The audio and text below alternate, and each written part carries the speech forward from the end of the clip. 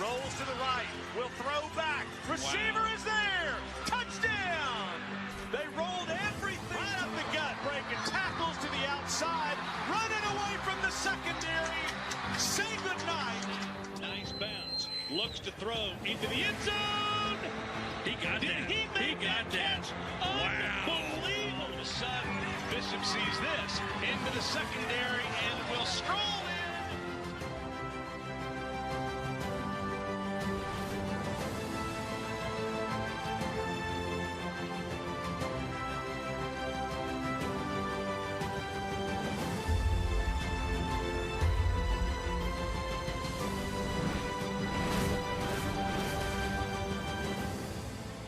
If there is a game on our schedule that could be two teams that will both end up playing for state championships, it could be this one.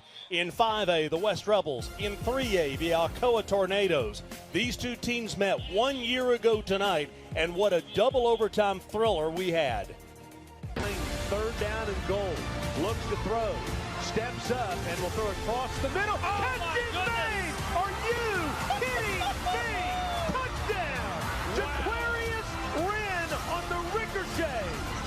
26 yards in the second overtime. They'll pitch it out to the right side. Cut back inside. Touchdown! Wow, that's the best run tonight. Buckles, they have to score here. Rolls to the right. Will throw back. Receiver is there. Touchdown! And Alcoa survives. So survive they did 1 year ago, but can they survive again tonight? As Alcoa, just 2 weeks after the win over Maryville, as they broke ground there 27-14. But here come the West Rebels with 18 returning starters, number 2 in the state. And Austin, it feels like a year ago. Yeah, it does. Two really good football teams playing their best football when it matters most. And I tell you what, when you look at both teams, they're mirror images of one another. They love to run the football. They love to hang their hats on their defense. They're both consistent. Let's take a look at our key players of the game. Who has to play well tonight? Well, Braden Latham's got to play well. If he's running the ball like he did there at the end of that game last year in overtime, then West has got an excellent chance to go on the road and get a win and improve to 6-0. Flip it to the other side, Lance Williams, the Virginia Tech commit. He's got to protect his quarterback. He's got to keep Zach Lunsford upright and open the holes for those running backs. I think that's why he's the key player to watch tonight. I think that's the first time that one of our key players has been a lineman. That shows how important he is, and I've never seen a coach this much taller than Eric Kane. I am a short guy, but, Coach, obviously a great magnitude, great atmosphere here tonight. How was the week of preparation, knowing what West is, the challenge ahead? Yeah, it's great, especially after such a tight game last year. You know, a team takes you into double overtime. You can't help but respect them, and their defense is great. They're not allowing points to anybody. They're a solid program, and it's a great environment for our kids to get to play in a game like this. The week's been great, and as it should be any week. Now, West defensively, they're so good in the front seven, but make plays behind the line of scrimmage. What have you done offensively to prepare for that? I think you just got to be consistent. You've got to block your assignments, and you've got to understand this game's not going to be won to the fourth quarter. You know, you talk about jumping on these guys. You're not going to jump on these guys. You're just going to have to stay consistent. They're going to make some plays, and the good thing on offense, you don't have to win them all. You win 5 or 6 snaps a game, and so you just have to stay consistent and stay disciplined. Coach, best of luck. Great, thank you. Appreciate it. And the first quarter, as always, is brought to you by OEB Law. Turn your wreck into a check with OEB Law. Here come the Tornadoes. And, Austin, is the confidence any different for Alcoa, knowing that this year they got over the Maryville hurdle? I don't know if the confidence is different, but I think you can come in a little maybe overconfident, potentially. You know, an Alcoa program that learned to stay really grounded under Gary Rankin, going to continue that under Brian Nix. I would expect them to be very much on point tonight, but it would be easy after getting over the hump against Maryville 2 weeks ago to think, oh, we beat these guys a year ago. We just beat Maryville. We're going to roll.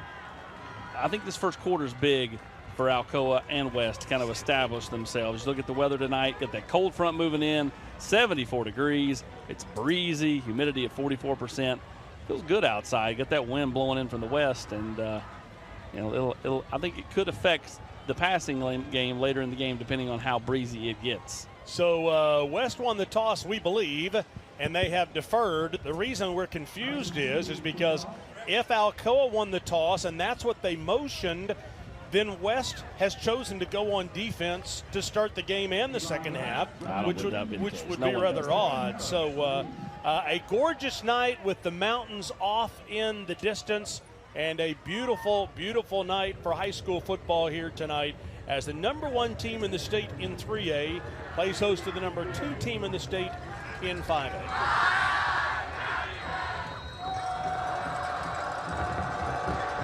Good to see that talented West defense early.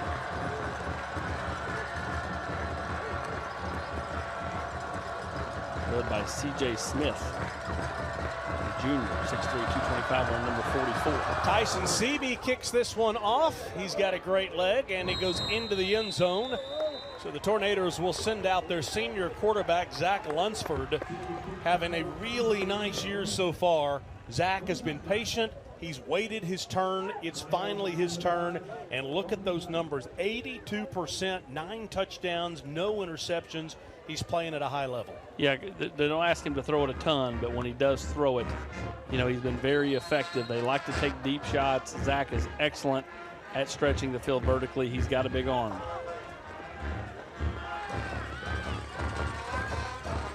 Tornadoes, man in motion, and that's who they like to go to. They love to get the football to number 44, Eli Owens. The Rivalry Thursday starting lineups, brought to you by Old Ben Franklin Motors. Yeah, Owens is kind of the old trusty, if you will. He's just a sophomore. We called his name a lot last year as a 9th grader, but those big linemen, Bubba Jeffries, don't call me Tyler, and Lance Williams. Yeah, and sometimes they'll put them on the same side of the field and just kind of run behind the big boys. And they'll get to the outside with the speed and close to first down yardage. Carlovato on the tackle for West. Jordan Harris. This defense is as athletic as you will really find about anywhere. Well, they run a 3-4, and their ends, John Sartell, 62, C.J. Smith, 44, really, really good. Carlovato is a beast at inside linebacker, and then their secondary is always really good. Yeah, Carlovato, who was a quarterback at Bearden, came over to West and thought he'd be a quarterback, and he's kind of just continued to grow himself into the middle linebacker. We got injured a year ago. He's going to have a chance to play football in college. Got offered by Eastern Kentucky last year. And in motion, they'll hand off up the middle and taken down from behind. We'll call that a gain of about 4 or 5 yards. And we'll call Elijah Cannon's name a whole lot. He's just a great football player. Yeah, not super fast, but shifty, powerful, great vision. And just a guy that makes plays. Cannon, the one who caught the game-winning touchdown, if you will, a year ago. Alcoa won 21-20 because of a missed extra point. Second down and 5. 3 receivers top of your screen. Lunsford will go to the weak side. He'll get the first down and a little more as he carries defenders out to the 43-yard line. And that's the one thing they're asking him to do a lot more now than they did when he was a sophomore, when he played early in his sophomore season, which is run the football. Last year was the backup, back to being the starter this year, and as you said, it's had a really, really solid start to the year. 8 yards on the run. By the way, you can watch the game online at rivalrythursday.com. They'll hand off to the right side. The defense is there to sling the running back down for a loss of 3 yards. C.J. Smith. Yeah, Smith, a junior, 6'3", 225. I was over the other day at West, and I was watching film study for the offense and the defense. He comes walking through with his shirt off, as a lot of guys do, and I look up and go, is this guy like a professional boxer? I mean, just chiseled. Well, he's really grown into his body. CJ is the son of former Vol Chavis Smith. And in the blood. Yeah, and so CJ will be over at the game Saturday. He was at the game last week.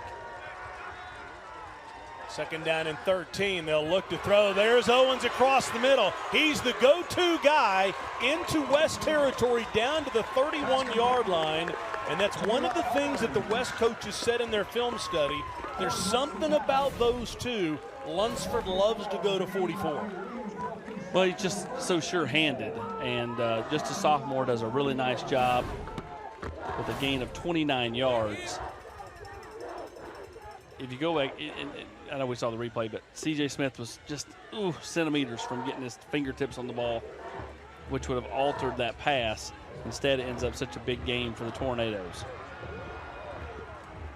First down, Lunsford with the inside handoff. And the defense is there to make the tackle after a gain of 1. Big number 55, Jameis Mills. And that's the first time West has won first down, in my opinion. Alcoa has been able to win first down this drive, which has set them up for success.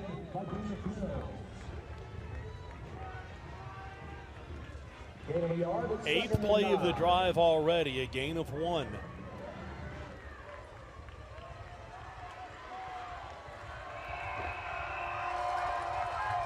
Lunsford will look to run. A flag comes in from behind.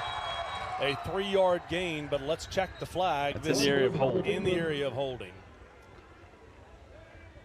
It's either holding or hands to the face on West.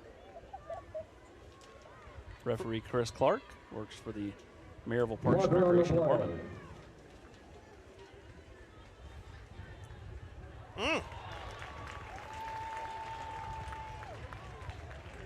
So much for in the area of holding.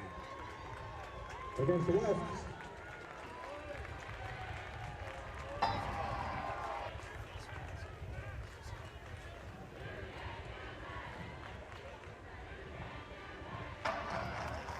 Personal foul, hands to the face on the defense. That penalty half the distance to the goal, first down. Now I said it was either one of the two. It was either hands in the face on defense, or it was going to be, and it's on, good call. on CJ. He gets up underneath the offensive lineman. That makes it a first down and 10 at the 12. They can get a first down inside the 2. Lunsford will hand off, and there's Cannon down inside the 10 to about the 7. Cannon gets the call. Right now, for the most part, after a gain of 5, Alcoa is winning at the line of scrimmage. And Alcoa looks like they're going to go tempo here. They quickly handed the ball to the referee. Lunsford with another handoff inside. Cannon to the outside. A helmet comes off again. And Great balance. A flag comes in from behind as the helmet of Bubba Jeffries is thrown off. Cannon again on the call. Marshawn Bowers. There's a marker on the play. Not sure if the helmet was thrown off or if when it came off he continued to play. And that may be the call. Personal foul against Alcoa.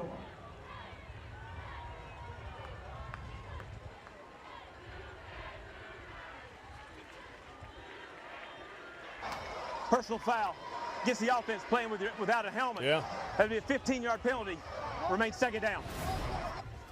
Yeah, so Bubba Jeffries, the helmet comes off quickly in the play, and he continues to play. I mean, what kid's not going to continue to play? The Indiana commitment played all the way through the whistle with no helmet. It's hard to stop. I mean, that's just a tough rule.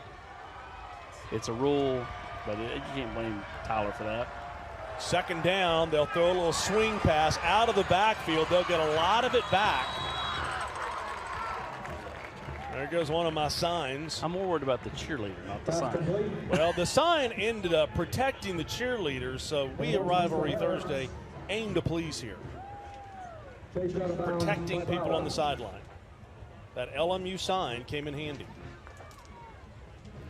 Gain of 12 yards, and it'll make it a 3rd down and 13. They can get a first down inside the 3. 1 for 1 on 3rd down conversions. This a longer one, 3rd and 13. Lunsford with some time. Catch is made. Is a flag coming out? Yes, it is. I wondered if a flag would come out for a horse collar tackle. Not sure if there was a horse collar or tackle by the jersey. I thought it was a tackle by the jersey. Ryan Scott on the tackle, but a yellow hanky did come out.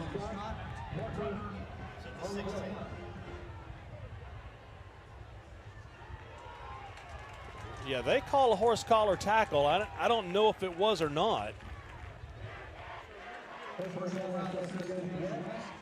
But that's 3 personal fouls in the span of 4 plays.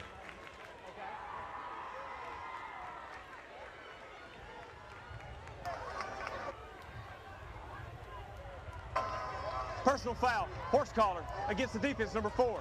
Be a half distance to the goal. Repeat, third down. A repeat third down, and we have the opportunity to see here. That's just a grab of the jersey. That's just the jersey. Yep. It's a grab of the jersey. It's not a horse collar. So 3rd down and 7. And this time Lunsford will keep it himself right up the middle. Touchdown. 3rd down and goal, or 3rd down and 7 from the 9, and Lunsford hits pay dirt. Alcoa takes advantage of the call and gets into the end zone, and that's a bad break for West and a huge break for Alcoa. What would have been 4th down turns into a touchdown. Nice job by Lunsford seeing the end zone and hitting pay dirt. 6-0 Alcoa with the extra point to come. Out of the home of Zach Lunsford. Snap is back. Extra point is Wow, up. he It almost is got good. there. 7-0 Alcoa on Rivalry Thursday as Alcoa strikes first.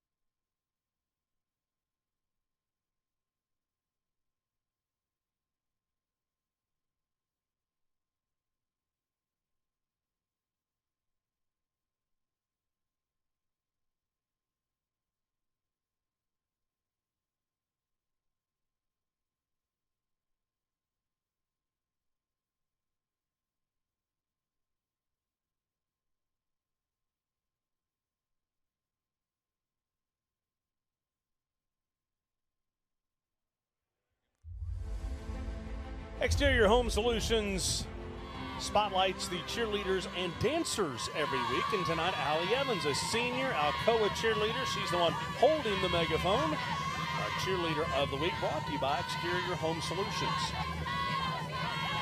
5 minutes and 10 seconds into this game.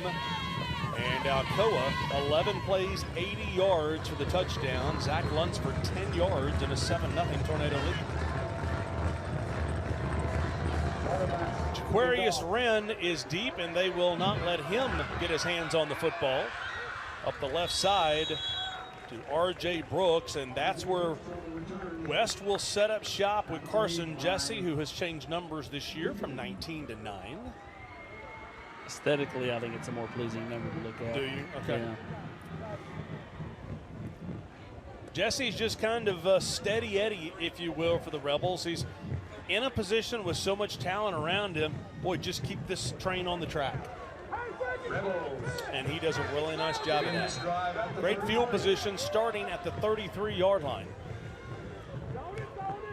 Braden Latham is the running back behind him, right up the middle. Latham will find a gap and will pick up 5 yards. Set up the offense for you. They're excited to have a couple of guys back this week. Did Whitesell, number 72. But the Latham brothers, awfully athletic. They are. You're exactly right. Jackson Lewis, senior right guard, does a nice job. Plays mean, nasty.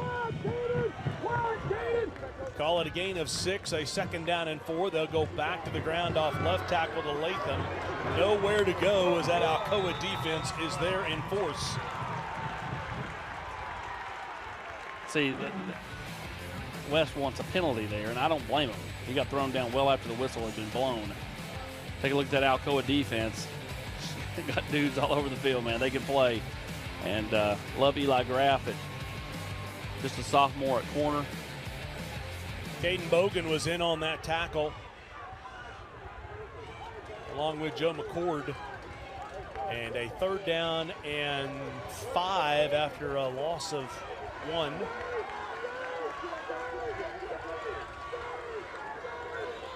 They'll look to throw. Quick pass. But this was blown dead before the play started. There's a marker on the field. False start, make it 3rd down and 10. Procedure, penalty, stepped off against West.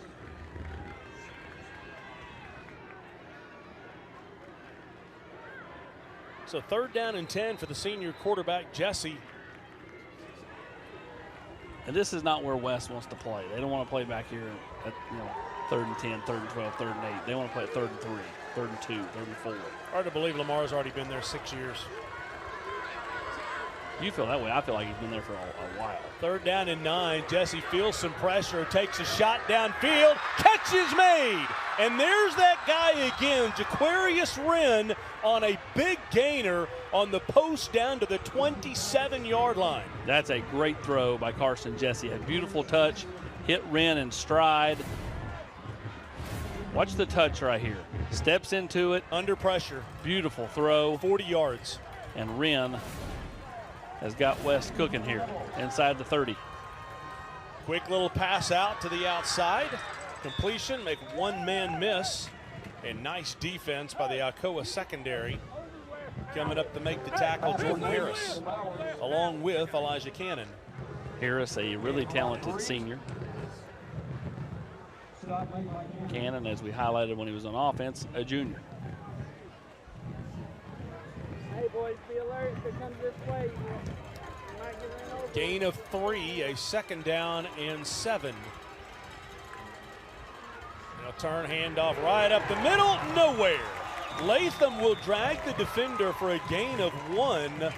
He turned absolutely nothing into just a little bit of something, but they just come basically wide open. Yeah, Braden Cornett on the tackle along with Cannon.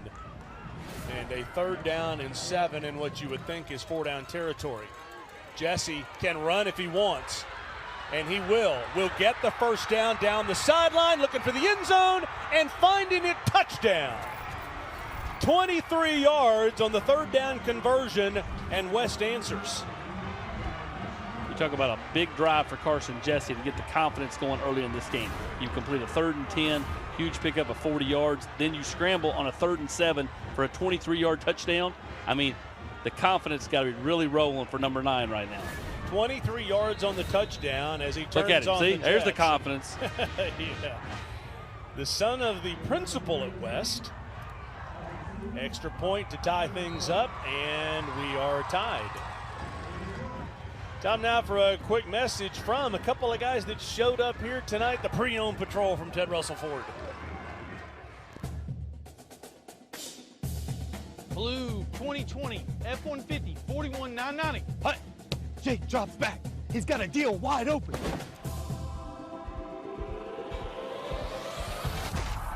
The crowd goes wild. with savings.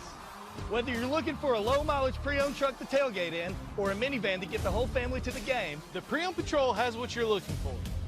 Only at Ted Russell Ford on Kingston Pike or Parkside Drive. By the way, when they were here, I was making fun of Nick about spiking the football and saying with savings, and his partner in crime said, yeah, and that took him about 20 takes to get that right. I figured it just took him 20 takes to catch the ball. Well, he's been open a lot. 5 plays, 67 yards and 305. 2 big plays for Carson Jesse. The 40-yard completion, the 23-yard scamper, and we're tied at 7. Well, and when you're trying to get over the hump in a game like this, just beating Alcoa is like beating Maryville. It just doesn't happen. So when you're trying to get over the hump in a game like this, getting those plays early for your entire team is huge.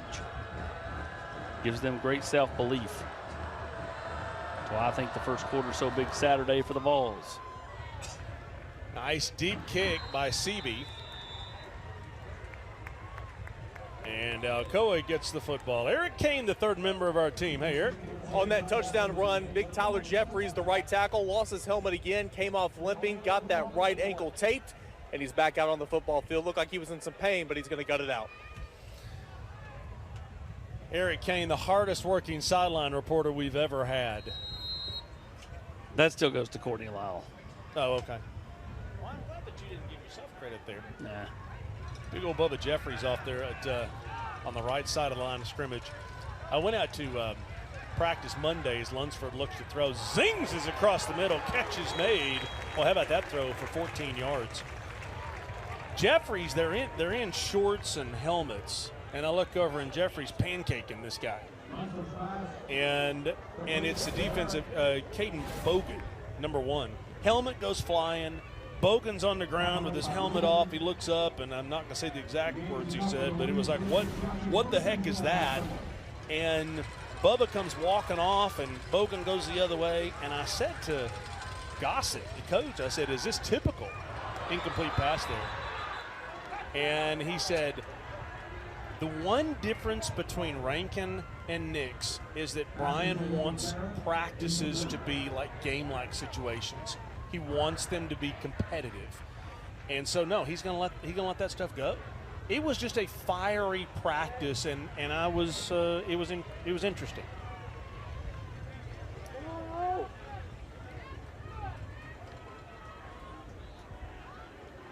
First incompletion for Lunsford. He started the game 5 for 5, 57 yards, and brings up a 2nd down and 10. And off inside, going nowhere. The big guy there for the tackle, and that is Jameis Mills, 5'11", 260.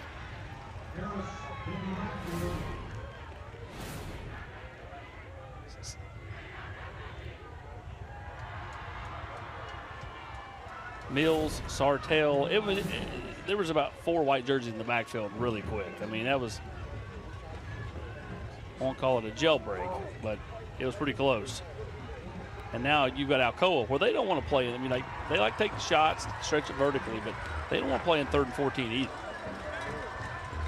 3rd and 14. They'll fake the handoff, look to throw. This one is caught. That's a first down. He picks up 16. How about the catch? Reaching up to grab that one was Colby Barrett, a freshman. Great throw.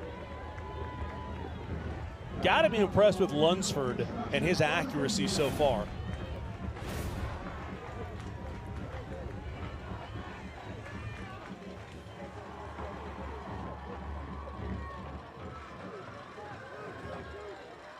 Down to 2 minutes to go in the first quarter. Game tied at 7. And a stoppage comes in here.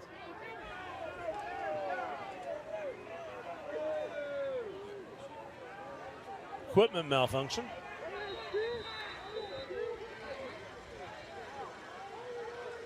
And first down and 10 at the 45. Lunsford play fake, cross the middle, and a quick 8 yards. There he is again, Eli Owens.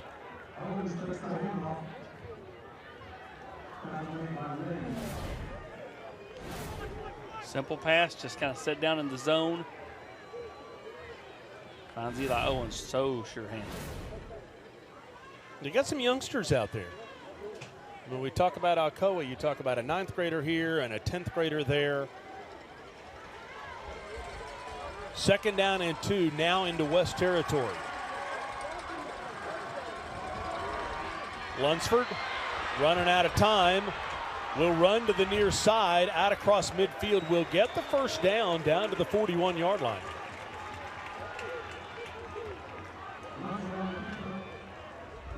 I like that he didn't force anything there, Mark.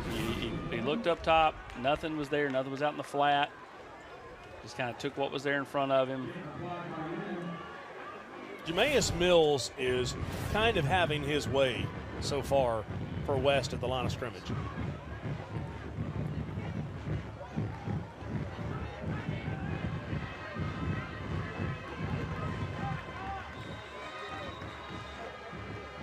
And a timeout is taken here by Alcoa.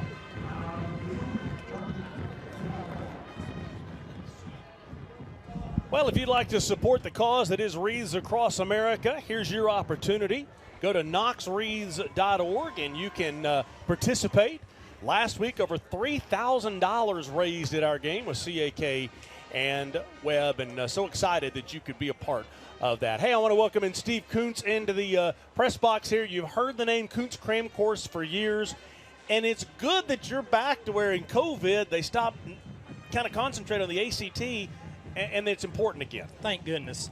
That was a tough time for everyone. Sure. But October now, for the senior parents listening, this is the time because you got to get those applications in for admissions. Right. All the seniors all across East Tennessee is going to probably get a free test coming up here on October the 18th. And we're going to have a course that starts October the 8th just to prepare those students for that free test that they're going to get. You know, and Steve, as we talked about the lottery dollars, they have gone up for a 21 and above. Every single point for your student on the ACT is money in your pocket. Yes, it's thousands of dollars now. The freshman lottery is up to $4,500 a year. Sophomore is $45. Junior and senior now is up to $5,700, and you just got a big play there. Lunsford on first down will pick up 11 yards and a first down to the 31-yard line. Do you get the idea that the team that gets the ball last is going to win this game? And do you get the idea that you've done color commentating before? Just a few times. Just a little too. Yeah, so cramcourse.org is where you can go. Steve, always appreciate your partnership, Thank you my so friend. much. And there's the information on the screen right there. Kuntz Cram Course, there's the phone number, 865-387-0815. So a nice pickup by Lunsford. And I'm kind of curious, does it not seem to you like it's awfully dark in here? I look up at the lights on the far side. It's like they're not on. But I agree with you. It's like they forgot to turn them on, and now there's like a delay. How about the move right there, right up the middle? If there were light issues tonight, this would be the third time. This is a perfect example, like when they're showing a golf tournament, and they're like, it's much brighter on your screen than it is actually here. That's right now. Good way to say it. Game tied at 7 at the end of the first quarter on Rivalry Thursday. Rivalry Thursday is brought to you by Pilot Company, Ted Russell Ford, Food City, and Lincoln Memorial University. Football is back, and OAB Law is excited for a season full of big hits and those nail-biting near misses. If you've been injured, OAB Law will come to your defense. Call OAB Law and turn your wreck into a check. 125 years ago, LMU was born out of the desire to provide opportunity to the under, living memorial to a great president who believed knowledge was a transformative force. Over the decades, we've prepared students for careers in medicine, nursing, business, and law, so they can go serve their communities. While a lot has changed over the past 125 years, our mission has not. Values, education, service. This is Lincoln Memorial University. Hi, I'm Laura Ash. I'm a State Farm agent in Farragut. I've been an agent here for 14 years, and I'd love to earn your business. We're there for you if you're buying a home, a car, or you have a teenager that's starting to drive. We can help with all of that. We'd love to earn your business. When it comes to the game of football, teamwork is critical for success. When it comes to customer service and business, that team approach is just as critical. That's why we're such believers in our friends at Exterior Home Solutions. Exterior Home Solutions has supported our community and treats their customers just like family. So when it comes to roofing, siding, or maybe a complete overhaul, please make Exterior Home Solutions your first and only call. Community banking is about location and much more. It's about family. We reside in your community. We are a part of your community. At Commercial Bank, our commitment extends beyond the walls of our branches. It's displayed each day in the opportunities we provide, the money we give back, and the time we commit, all to help improve the lives of the people, families, and businesses that make our communities great. Commercial Bank, life made better.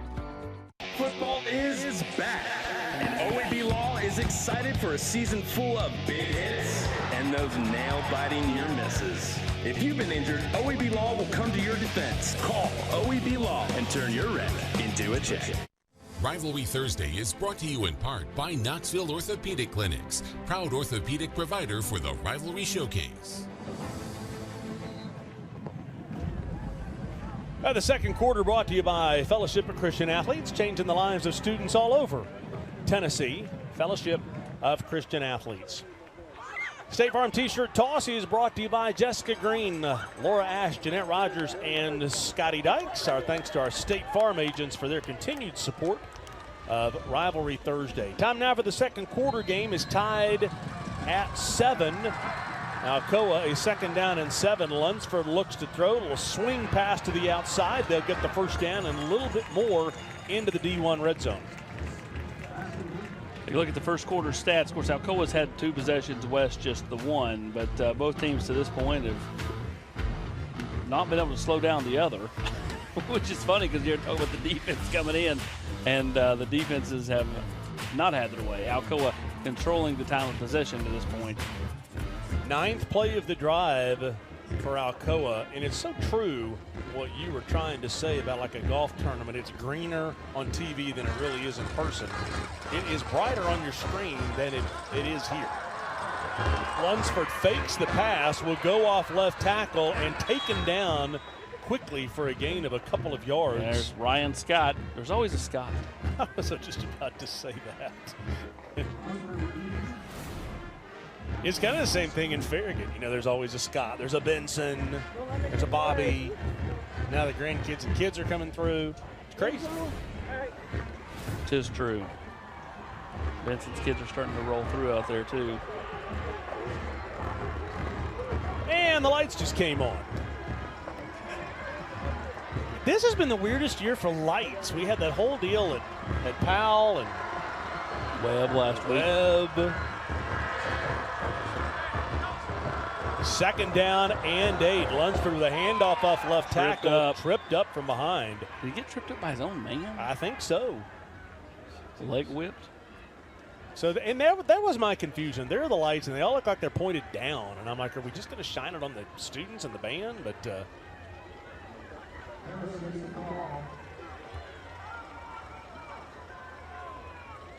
and the construction off in the distance. 3rd down and 7. Big play here for the West defense. Alcoa has been awfully good at their conversions tonight. 2 for 2. 3rd down and 7. Lunsford rolls right. He's strung out wide and he's tripped up.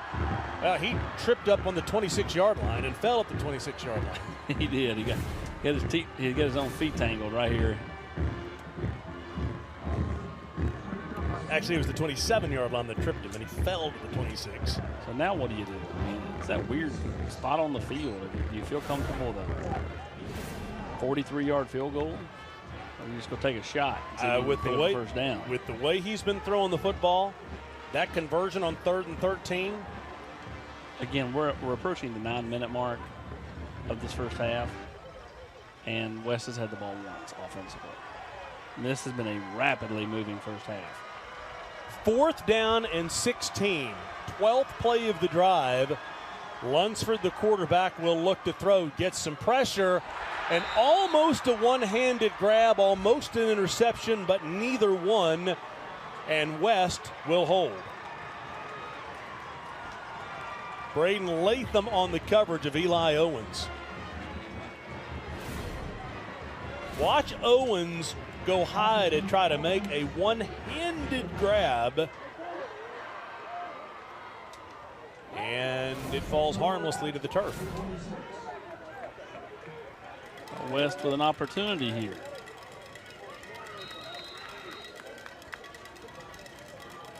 Well, the LMU halftime report, our Matlock Kick for Tires. We will have 2 bands this week. FCA will be here tonight. Ty Green looking to throw. Carson Jesse will take a shot. That's a good call. It was unnecessary. Why is he throwing his hands up? I mean, like, he literally pushed the guy down. Well, I know, but it was, and you're right, but it was completely unnecessary. Unnecessary, you're right. I mean, like, why are you arguing? I mean, the receiver had given up. Okay, it's a throw out of bounds. I can't catch it, and then gets shoved.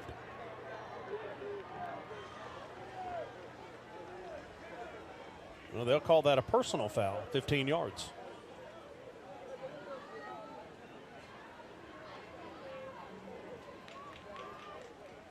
Kind of thought they'd call pass interference, but it was just a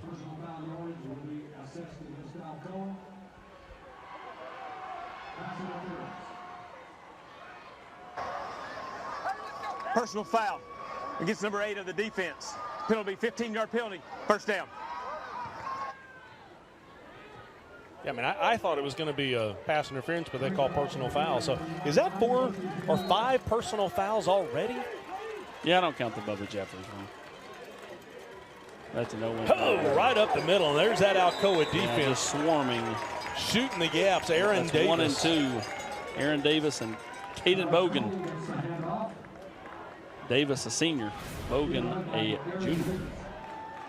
And this is that attacking defense that Brian Nix has been known for. Just the release the hounds mentality. And he's not in right now, but I think Alcoa probably has to be cognizant of Braden Latham out of the backfield. Remember a couple of times last year they hit him on swing passes, and he went for big gains. Carson Jesse will throw this one out. Big receiver makes a grab. Nice open field tackle. As R.J. Brooks was trying to get away from Jordan Harris, but couldn't do it. 3rd down and 7.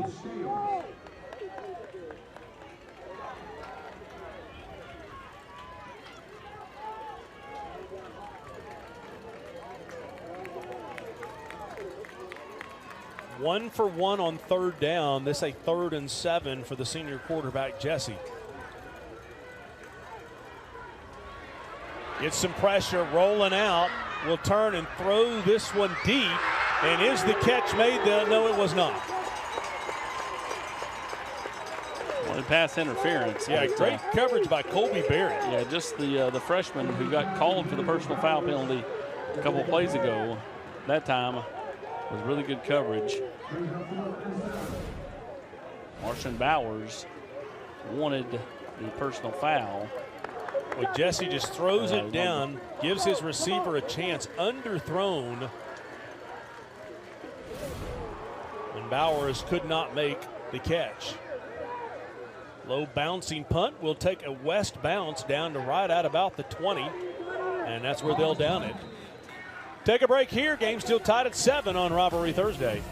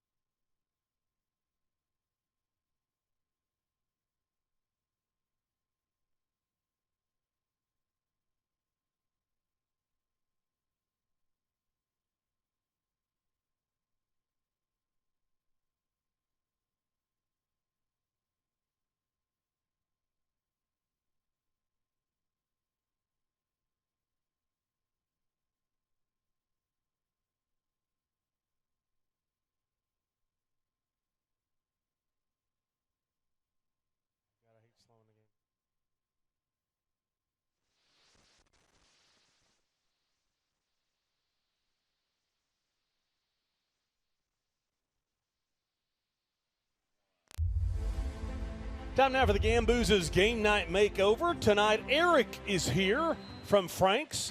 Hey, Eric, what's going on, man? How's it going, Mark? We got Madison here, and she's from Gamboozes with us over at the West location. She's going to be cleaning up Caden from the student section up there. He's got a ton of hair. We're looking forward to cutting some of it off. So, I mean, you're one to talk, but how much are we taking off? Yeah, man. So as much as I would love to come up in here and say that I'd love to give him like a real sick fade, yeah, we talked a little bit about some Patrick Swayze kind of cool mullety stuff, right? Like some real cool things.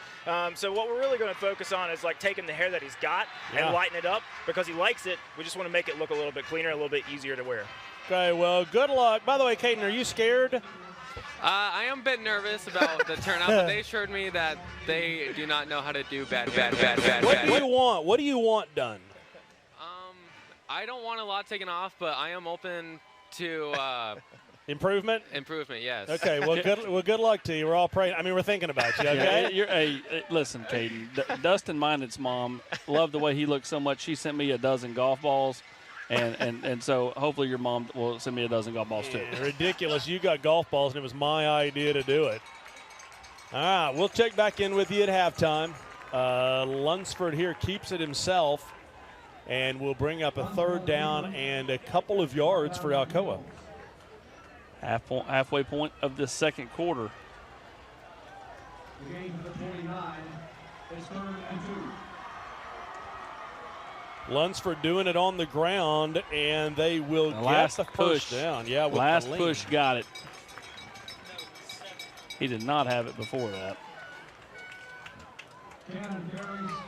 Yeah, the lean got the first down.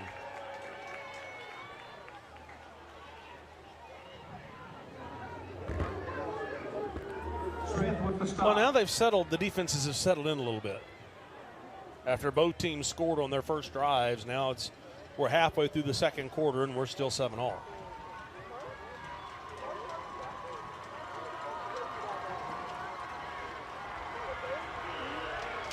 Man in motion, Lunsford will turn, handoff off left tackle, and Cannon will carry the football for a quick 4 yards. Cannon carries. Stop made by Scott. Right up the middle off left tackle, that defense swarming, but when your offensive line is that big and that good, holes are big.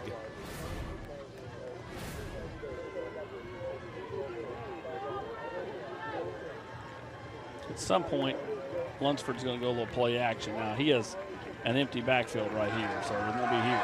At some point, they'll play action with him, and he'll take a deep vertical shot. Cannon comes back next to him. They'll play fake to Cannon, throw across the middle, catch is made. Eli Owens, and a first down past midfield. Well, I tell you what, for a sophomore, how good is this kid? 16 yards. Really, really solid. Great hands and almost, undefensible. With those quick passes to 44.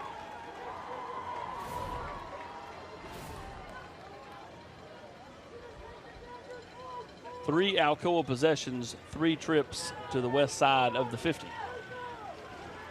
Yeah, they're working on the sideline, and he seemed nervous to me. It was obvious he was nervous. Handoff up the middle again to Cannon, and he will be swarmed under after a gain of a couple of yards.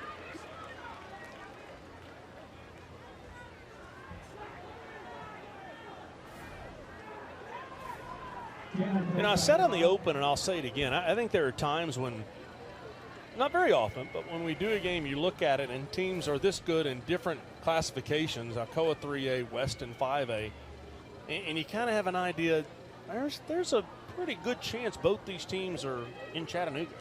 Yeah, they both have an excellent, Alcoa's won, a shoe in. 7 in a row. 8. Whatever it is. Yeah. It doesn't matter. Be 9. The run just ridiculous. But you're right. West has a real shot to make it there this year.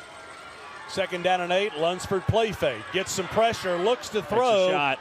Zings this one downfield and almost intercepted. Well, it would have been had his wide receiver, number 4, Luke Cannon, stuck his hand up and just kind of tipped it back because that ball was going to be picked off by Caden Latham.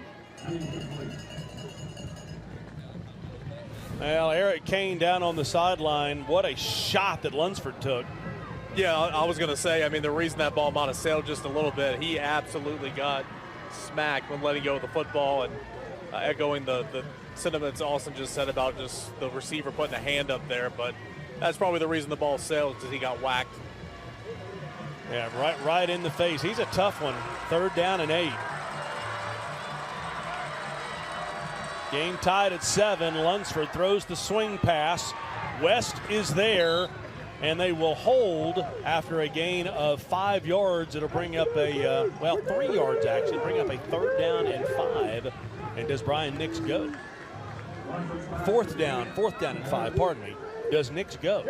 Man, I could see it, but at the same time, with 3:11 to go in the first half, if you don't get it, you give West the ability to go 55 yards or so. They're lined up to punt. Now keep your eye on Elijah Cannon, number 7, and they will indeed punt. A high end-over-end punt that will be caught down at the 13-yard line. Take a quick break and hear from Dynabody about what they have to offer. Well, Pete Hall is here from Dynabody. Pete, we showed last week all of the equipment that you've got down in the dungeon. You got a lot down there. It's loaded down there, and it changes every single week with new equipment, used equipment, refurbished equipment, as is. I mean, it's amazing the amount of stuff that moves in and moves out of there. We've got all kinds of boxes down there. You've got all kinds of dumbbells and barbells. Why do you have so much? Well, we were able to order correct. We had a couple of suppliers that had gotten truckloads in and offered us to take the whole truckload, and we just said send it because we know we're going to sell it sooner or later. You can get more information, dynabody.com. All kinds of equipment there at Dynabody. Inside handoff to Latham. Latham off right tackle. It was interesting. I was at it was a great night of football. The night that Farragut played West and Oak Ridge played Bearden. I kind of went back and forth between the two. And, at halftime, that Farragut-West game was really tight. In the second half, West came out and Braden Latham just went 80 yards for a touchdown. And it just changed the game. He's lightning in a bottle. He's just one of those kids. 2nd down and 7. And here he is to the outside. He'll get the 1st down almost to the 25. Again, we're down here at 2:20 to go in this first half. Latham with the 1st down, but if they're going to try to go score here, they've got to try to do something of the big play variety, which means, probably put it in the air.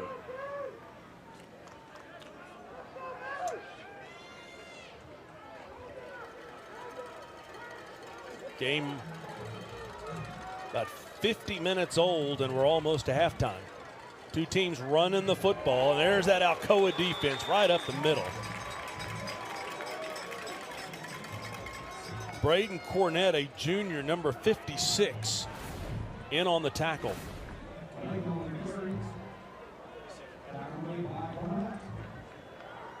You ever seen the one Naked Gun movie where Frank Drebin he's at the Academy Awards and he does something and everybody just slaps their head like they can't believe he did that? Yeah. That's what the whole truck did when you said we're 50 minutes in and we're about to halftime. It's like mentioning the no-hitter. Okay, all right. That Tennessee Tech baseball game, when I said that in the 5th inning, hey, there's a 0 up there for Tennessee Tech, and my phone's just blowing up. What Packer jinxed it? We're going to lose now. And then the number 1 team in the country loses, and it was my fault. It was your fault. Never to be called baseball again. Nope, one and done. It was a glorious baseball calling career. 3rd and 13. See if Alcoa. And with 1:24 to go, Carson Jesse looks to throw, has some time, but will be buried back at the 10-yard line. See, now that's going to give Alcoa a short field because even if you get a good punt off, they're going to get the ball somewhere around midfield. Yeah, and Brian Nix quickly takes the timeout as Elijah Cannon there for the sack.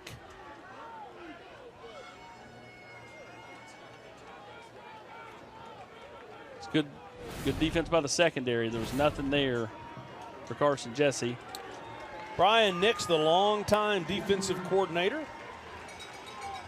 And now the head coach.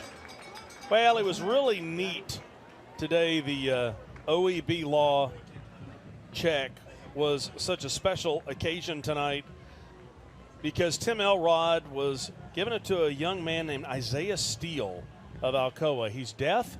He has been one of the trainers for Alcoa, and this is his last year that he's going to be able to do it because it's time for him to move on. But such a special story as Isaiah, through his work-based learning experience, is now graduating. He's immediately starting a full-time job. And that's one of the things that the special education department does at Alcoa. Great work with these kids. Alcoa now has one timeout left with 1:15 to go.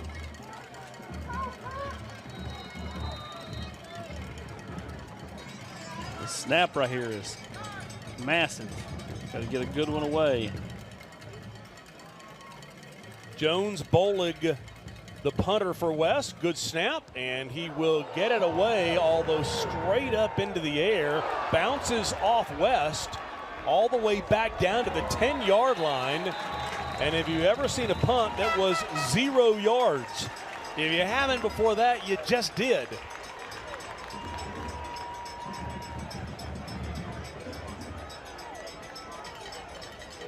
Actually a 1-yard punt.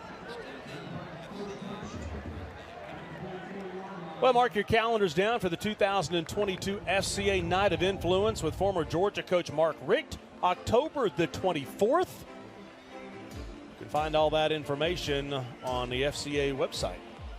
Short field here for Alcoa at the 11-yard line with 1:04 to go here in the first half. West will get the football to start the second half. Lunsford will hand off up the left side, looking for the end zone and strolling in for the touchdown as the Tornadoes take a 13-7 lead is Jordan Harris. They're going to go to one of their better players, and Alcoa had it blocked up. West had nobody in position to tackle number 9. Angle not really particularly great from Anderson Smith. And then Harris just walks in and takes a little shot there at the end. But boy, what a turn of events right there within the last 15 seconds. Extra point is up. It is good.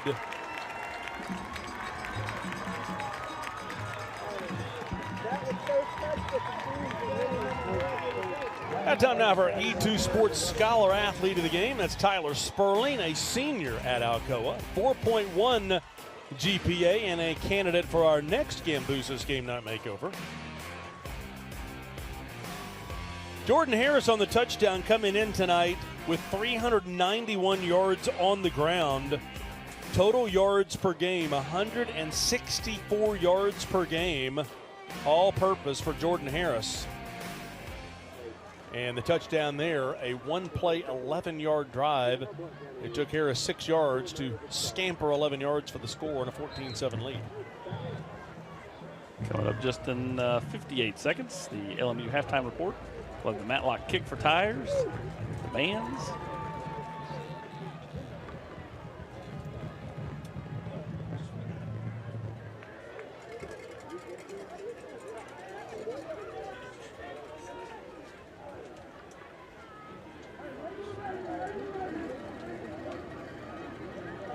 Thought it was cool last week when Joe Matlock came out. And by the way, I see Glenn Thaxton. Yeah, Glenn Thaxton back there, Ball Network. Best head of hair in the history.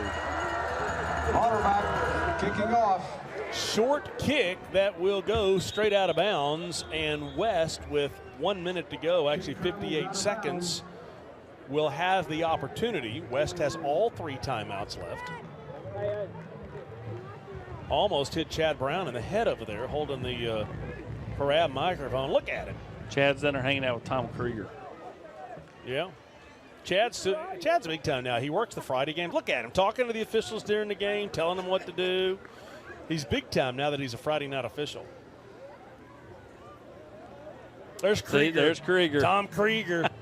Oh, he's talking to Chad. He's telling him his latest recipe at the grill. Is he? This is how I base the chicken, Chad. Cheech and Chong down there working together down on the sideline. 58 seconds to go in the first half. West with 3 timeouts left. Carson Jesse will look to throw. Throws across the middle. Catch is made into Alcoa territory. And a first down for the Rebels. That one to 6 Horde. Clock running. All 3 timeouts left. Not really sure why they're not using a timeout. Carson Jesse looking to throw again. Can run, has all kinds of green turf, and will run taken out of bounds inside the 40. No flags. Actually, they say he stepped out at the 41. Gain of 3.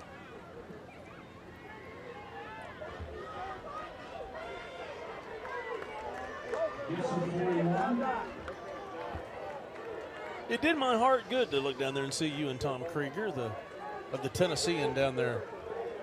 Oh, Tom and I get along fine. That's swapping stories. It's an old myth.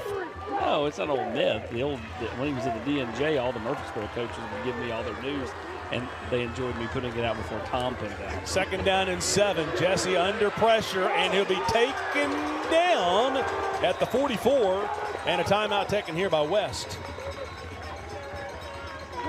And Carson Jesse comes up hobbling just a little bit.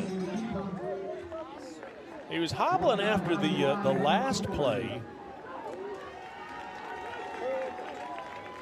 Now hobbling a little bit here.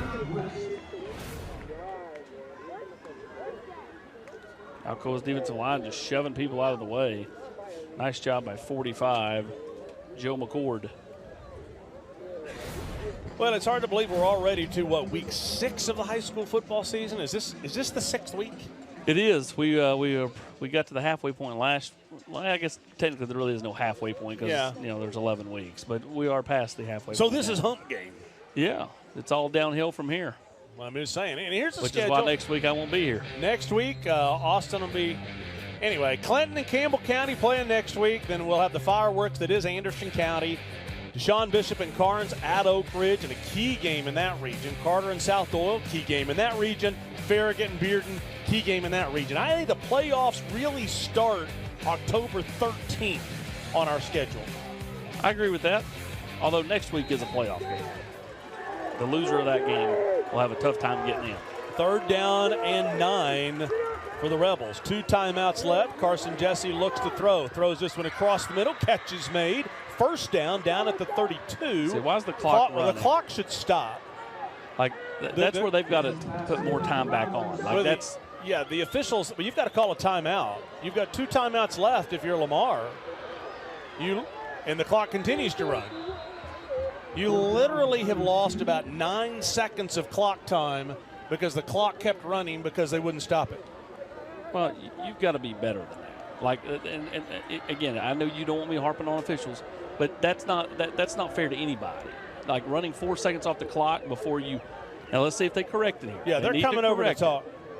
They need to put clock back on, but they needed to stop the clock at about 19 seconds instead of letting it run down to 15. Right, on the first down. Yes. Clock automatically stops on a first down. I mean, you should put it back to about 14 seconds. Took Lamar a second to take the timeout.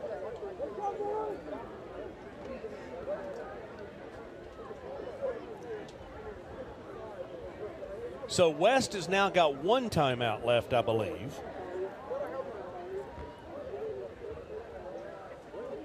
And I believe that they are having communication about the clock. I believe, anyway. Yeah, I see Alcoa Athletic Director Josh Stevens on the walkie-talkie, if you will.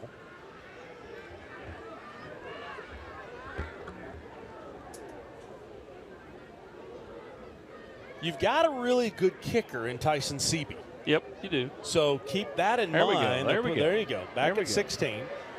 And so you're at the 32-yard line. If you pick up 12 yards, say here, you put him at a 37-yard field goal. They adjusted it to 15-5.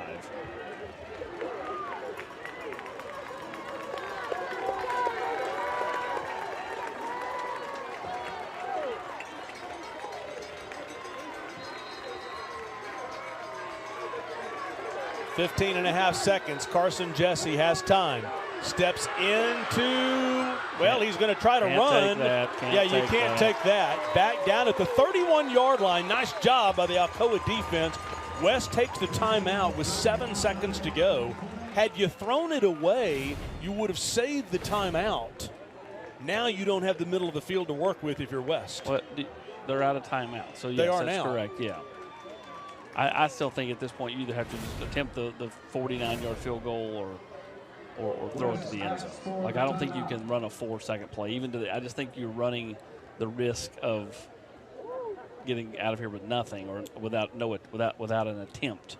And I think they're going to send Tyson Seaby out. Carson Jesse's helmet is off, and he doesn't appear to be going back out there. So I see Seaby number 16. This would be about at the edge of his range. It'd be a 48-yard field goal. Really good kicker. His father, the former principal over at Farragut, Ryan Seaby.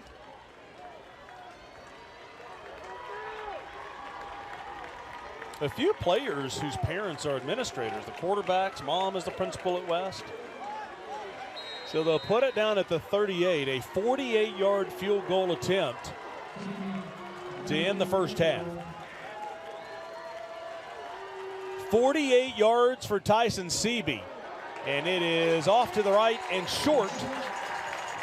And Alcoa will have one play before halftime. Or I'm sure they'll take a knee and get to the half.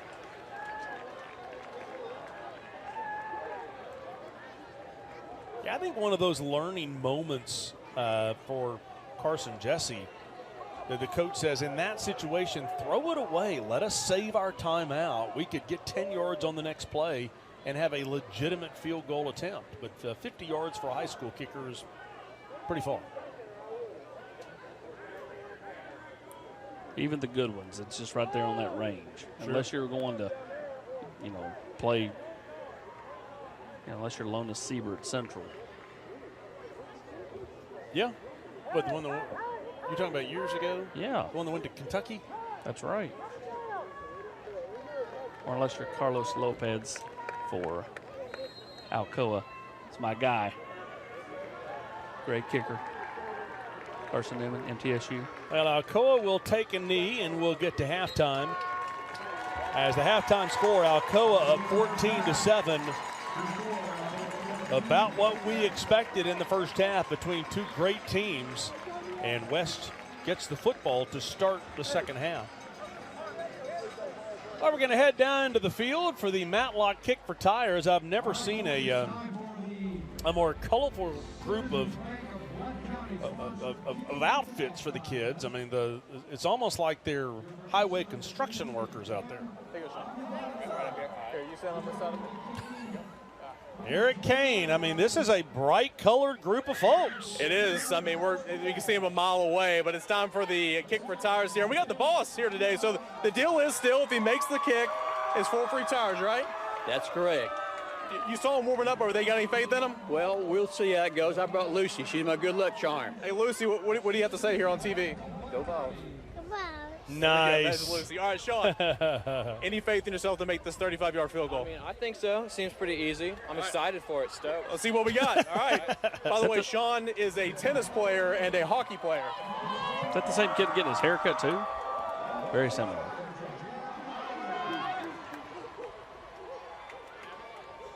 He said, what do I do? Yeah, dap everybody up. Going to dap everybody up. There we go. It's on one side. Here it is. Oh, has he got it? Oh, just short. That was close. Just missed it. That was close. one of the better ones we've had, guys. But at the halftime break, it is Alcoa leading West 14-7.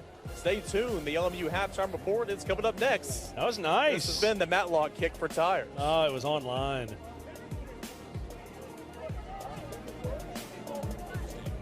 To you by Commercial Bank, Humana, E2 Sports, and OEB Law. Do you want top-of-the-line fitness equipment for home, school, or work? New or reconditioned, Dynabody in Maryville has everything you need to build that gym. Used equipment brands include Paramount, Life Fitness, Nautilus, Hammer Strength, and Precor. Reach for the power with Dynabody. Matlock Tire has a reputation for being a little bit old school. We're proud to be known for our outstanding hometown customer service. We've been doing things that way for over 60 years. But Matlock now offers new modern conveniences, such as family-friendly waiting areas, online appointment scheduling. You can even shop for tires and see our current stock right from your computer or smartphone. We invite you to stop into one of our 5 convenient locations or come see us online at matlocktireservice.com. Modern convenience, hometown service. Matlock Tire Service and Auto Repair. Hi, I'm Dr. Michael Costad. Dr. Malone and I here at Knoxville Smiles are here to help you with any of your dental needs, whether it's a routine cleaning, a root canal, or if you just want some advice. Did you know that you don't have to settle for a denture anymore? My team and Dr. Malone are here to help you no matter where you're at and to help you figure out the truth for your dental health. So give us a call or visit our website at knoxvillesmiles.com. Hi, I'm Annie Jones. I'm the owner of Top Flight Athletics in Kingston. Hi, I'm Rob Black, Athletic Director at Fulton High School. When it comes to apparel and uniforms for our girls, quality and efficiency are most important. So I've got a lot of cheer moms to deal with. When we think of apparel and equipment vendors, you know, we're thinking about people who we can trust and people that we have a relationship with, and someone that will make sure we get what we want when we want it, and it'll look the way that we designed it. That and the fact that they are locally owned is the reason that we do business with E2 Sports. E2 Sports has been that for us, and that's who we're in partnership with right now, and couldn't be more proud to do so. Reach for the power with Dynabody. New Dynabody workout equipment is made right here in Tennessee and shipped across the country. Right now, get heavy savings during our fall clearance. Go online to dynabody.com or call to get started today. Hi, I'm Laura Ash. I'm a State Farm agent, and I've been an agent for 14 years. My office is in Renaissance Farragut, and while I do business in East Tennessee, I also do business all over the state. The insurance business has gotten a little more evolved. We used to write just home and auto, and now we write a lot of other products. State Farm is excellent at the home, auto, life, business, and even a partnership with Rocket Mortgage for your mortgage needs. I have the best team. I'm really proud of all of them. They really embrace the slogan, like a good neighbor, State Farm is there. The way that they help our customers in time of need and in time of joy is second to none. Jennifer right now is helping a gentleman who just opened an electrical business. He's super nervous about everything. She's walking him through the steps to be legal and have the proper coverage. Katie right now is helping someone who's buying a cabin up in the mountains of our beautiful East Tennessee. And Emily up front, not to leave her out, she is wishing everybody that has a birthday today a happy birthday. Everybody who knows me knows that on Thursdays I volunteer for the Love Kitchen. It's really important for me and everyone in my office to be involved in our community. We support the Love Kitchen, we support Farragut High School sports, Bearden High School sports, and quite frankly, anybody who asks me to help their son or daughter in a sport, we're there for them. We'd really like to do business with you. If you have changes coming up, kids starting college, kids driving, getting a new pet, we can help you with all these needs. Buying a home, building a home, State Farm can insure whatever you need. Please give us a call or check us out online. Welcome to the Rivalry Thursday Halftime Report, brought to you by Lincoln Memorial University. Halftime score, Alcoa 14-7. Without further ado, time now for our Gray Hodges Sounds of the Bands. We start with West. It's the Rivalry Thursday Sounds of the Band, sponsored by Gray Hodges Corporation, supplier of craft-made cabinetry.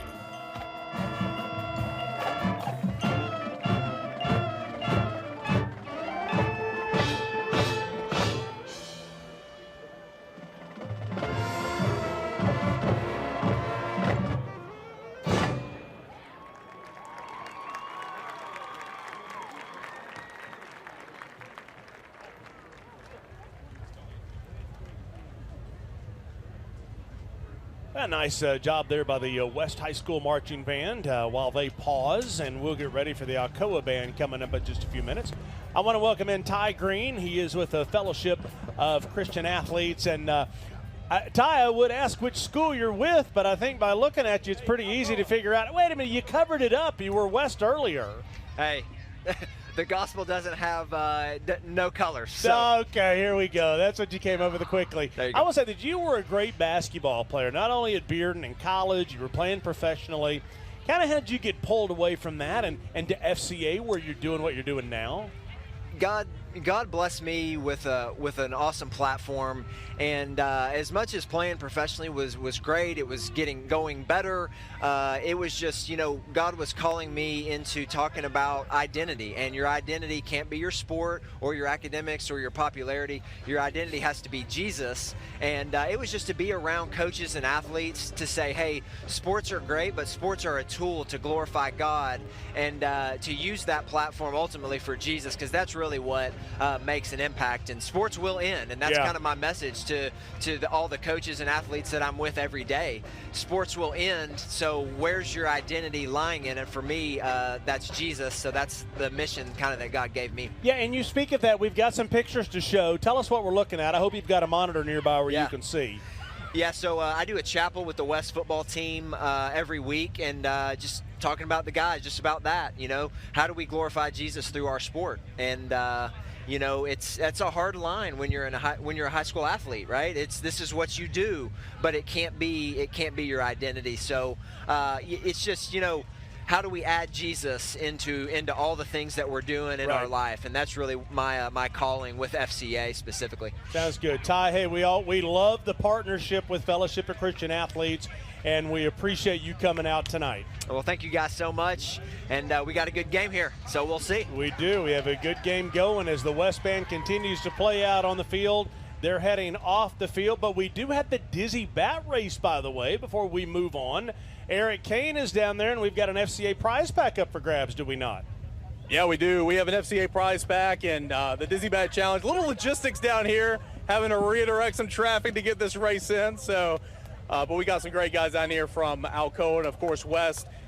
We got a Bible and some great swag in here. And what we're going to do, guys, all right, we're going to spin around the bat 5 times.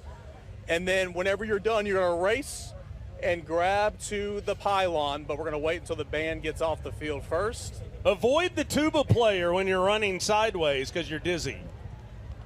Yeah, I'm going to get out of the way. I about got hit week 1. I learned my lesson to get out of the way as we watch Tony direct some traffic here. Hey, I tell you what, let's do. Because of the fact that we're avoiding band members, why don't we take a break right here, and then we'll do the Dizzy Bat Race after the break? How about that? That sounds awesome. Sounds great. So we'll take a break here at halftime, 14-7 on Rivalry Thursday.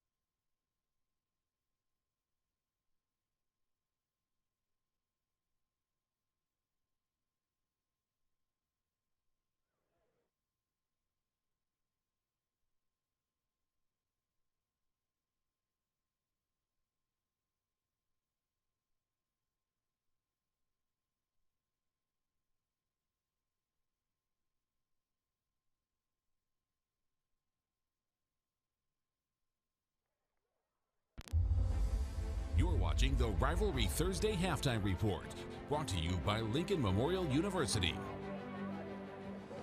Well, it's 14-7, the halftime score as we're in the LMU halftime report.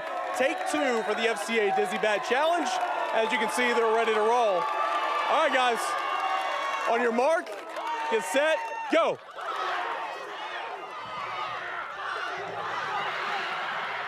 Well, that's a close race there with the spins. And that is the FCA Dizzy Bat Challenge. Now let's take a look at the Alcoa band.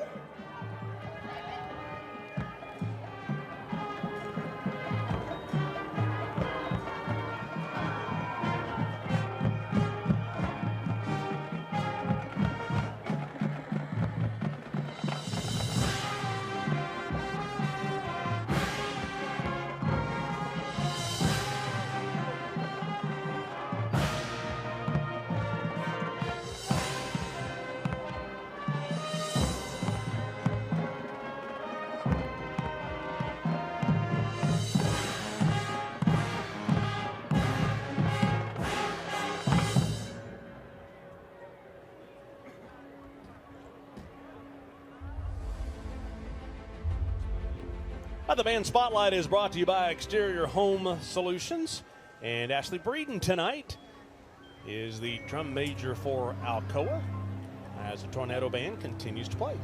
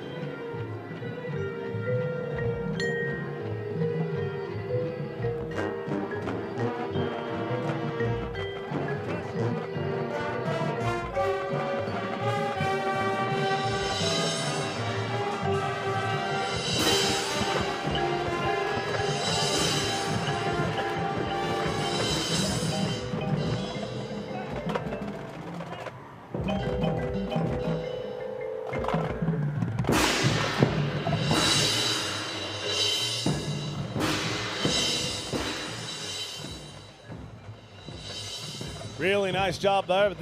Nice job there by the Alcoa marching band. Time now for our conclusion, if you will, of the Gambuza's game night makeover. And you got to tell, I like what we've done. You kind of compromised, I feel like. We did do a little compromise. I can tell you what, I'm really proud of Madison because she's done something. I've been watching her come up since she very first started, teaching her in classes and everything. She quoted Frank, and Caden asked her, he said, I don't feel like we've cut a whole bunch of hair off, but it feels different. And what she said was, it's not about how much hair you're taking off, it's about what hair you're leaving on. And so that's really what we focused on. It was taken off, we took off, and honestly, we took off probably a solid 1.5 inches. We really lightened it up and thinned it out in the crown so it's easy to take care of. And then we really framed his face with some of these pieces here so we get that kind of Patrick Swayze ghost vibe. So he's still got all that hair, he can still flip it around, but when he cleans it up, he's gonna look nice and neat. Yeah, he doesn't have a microphone on him, so I can't ask him what he thinks. Wait, put it on him there for a second. Okay, we'll give him this one. Yeah, go ahead, put it on. I feel like he looks content. Okay, so do you feel good? I feel pretty, yeah. Pretty? Is that the word that we're looking for, Caden? I mean, you don't know how you look, though. You haven't seen yourself. By what they've told me, I feel like they did a really good job. Okay, sounds good. I've seen, they took a photo, they showed me. There you go. You look good. You look good. Hey, Caden, thanks for playing along with us, okay? Oh, yeah. Hey, By the way, hey, Eric, thanks. He can't hear us, so I can't talk to Eric. Guys, thank you very much. Guys in the truck, thank you very much. There's that QR code. Yeah, Caden, thank you very much. The QR code there are some specials on there at Gambuza's. You can get a free haircut possibly out of that. Also, D1 has got a special on there where someone's going to get a free month of workouts at D1 with the professional trainers there. So let's listen to the man for just a little bit longer, and then we'll take a break.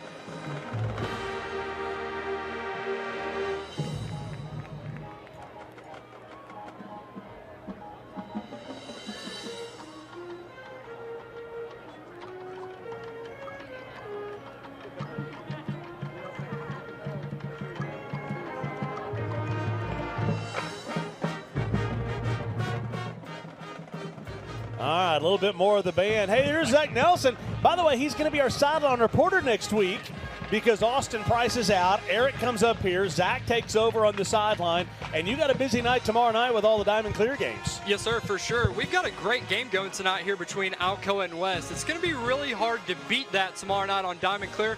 But we'll first send you over to Straw Plains, and that game might have the same buzz that this one has as Carnes goes over to Carter to take on the Hornets. And in that one, Mark, this game should be an absolute shootout between Deshaun Bishop and the Carnes Beavers. They're really clicking on all cylinders. 35.2 points per game on the offensive side of the football. PlayStation Presley and the Carter Hornets, they come over. They scored 56 a week ago against Scott. Really, these two teams, they played a shootout a year ago. Carnes coming out on top, 48-25. And then also Carnes, back when they last played over at Carter, 2008, that one was a shootout, 36-35 in favor of Carnes. And then a couple other games for you on the Diamond Clear Media docket tomorrow night. South Dole travels to Farragut in a big contest. These two teams played in a thriller a year ago south of the river over at South Dole. Farragut, a 28-21 winner that night. The ads have looked impressive, Mark. This season they've won against Beach, Oak Ridge, and Cleveland. Also, I'll have Central and Hardin Valley tomorrow night. Should be a fun one. Watch Frank Johnson IV against the Hawks. As we always say, go to the games, support your schools as the lights go out behind us. But on your device, you can follow all those games at Diamond Clear. Zach, have a good call tomorrow night. Halftime wraps up. Second half right around the corner. 14-7 Alcoa as the light show is in full effect.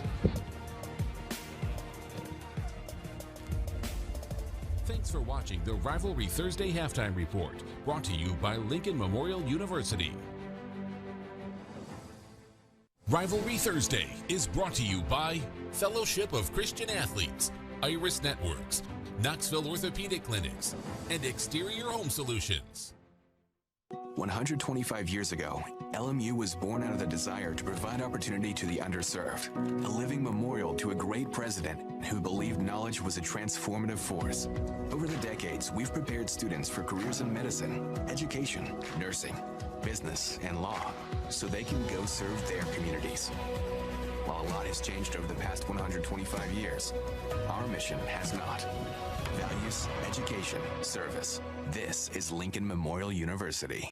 Football is back, and OAB Law is excited for a season full of big hits and those nail-biting near misses. If you've been injured, OAB Law will come to your defense. Call OAB Law and turn your wreck into a check. Safety, integrity, reliability. More people trust the Joe Newbert family to return their vehicle back to its original condition or better. Only Joe Newbert Collision Centers offer pickup and delivery, worry-free insurance claim handling, and guaranteed repairs for as long as you own your vehicle. Insist on locally owned Joe Newbert Collision Centers. And drive safely out there.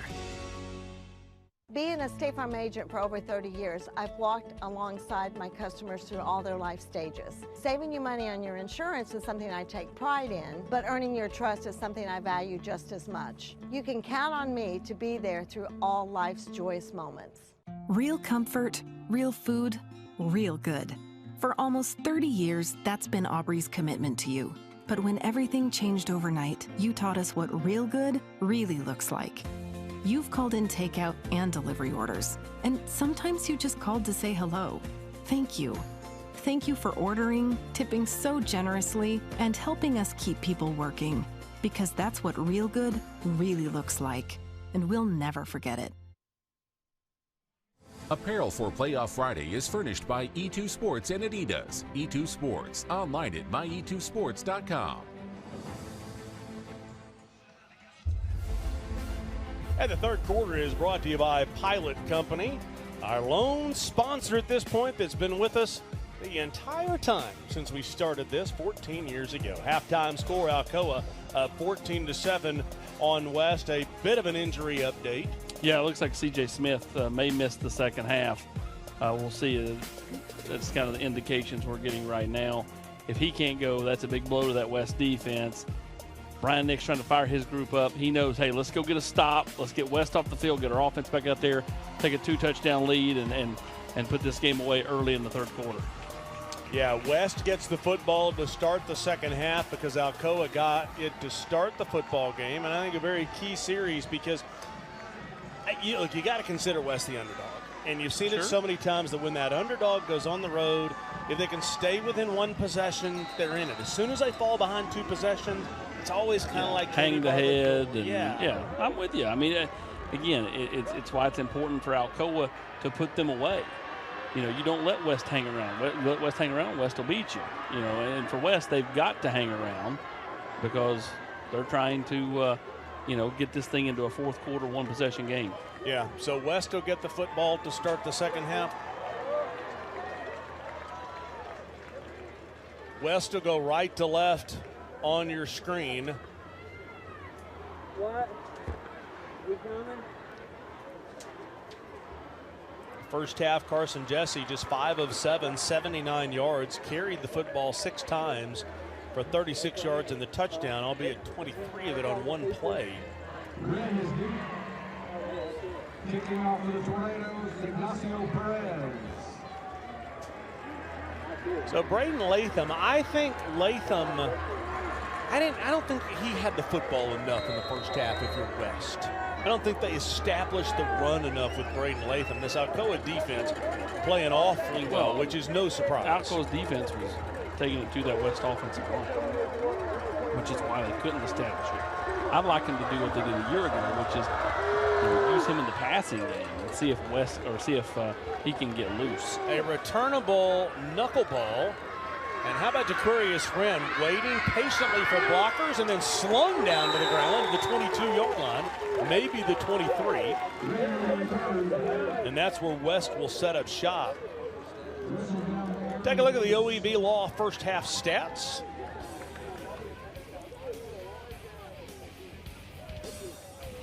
What stands out to you?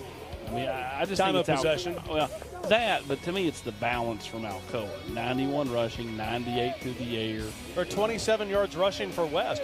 You've got one of the best running backs in East Tennessee, and you had a total of 27 yards. Now, West only had 3 offensive possessions in that first half. So they'll go to Latham here. Latham, tough running, will bowl his way forward for a gain of 6. Technically, West had 4, but the fourth was with 57 seconds to go. So, like, you're in hurry-up mode. You're not trying to do your normal offense. He's got something wrong. It looks like a malfunction with the equipment. Well, his pants are about to fall off. His helmet's stuck. Pick up about 6.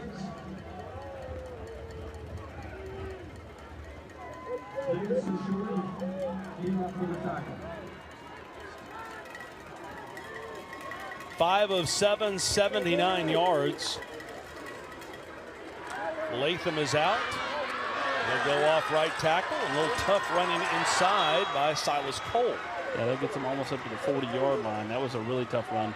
Latham right back in. So Cole comes in, does the job, picks up the first down, moves the sticks, and now Latham right back in. Again, West goes down, scores right here, and makes it 14-14. Everything settles back down. Sure. 10 yards and a first down out to the 39-yard line. Carson Jesse, the quarterback. Alcoa bringing pressure. Latham right up the gut. His feet are so good. I mean, you watch the one sidestep right here and then the acceleration. Sidestep, acceleration through the hole, lowers his head. I mean, And remember, he's a big kid. I mean, he's 6 foot 191. I mean, that's a big for a tailback. Most tailbacks, you know, unless they're the Derrick Henry supersized, are right around 5'10", 5'9", 5'11". You know, 190, not in the college weight room. Gain of 9, 2nd down and 1. Latham again. There's the quick footwork off left tackle. He'll find a soft spot in the defense and pick up 5 yards into Alcoa territory. And Latham's as nice a kid as you'll ever talk to. Yeah. He and his brother both. It's a big boy driver here from West if they can take it down the field and score. Latham out for a break.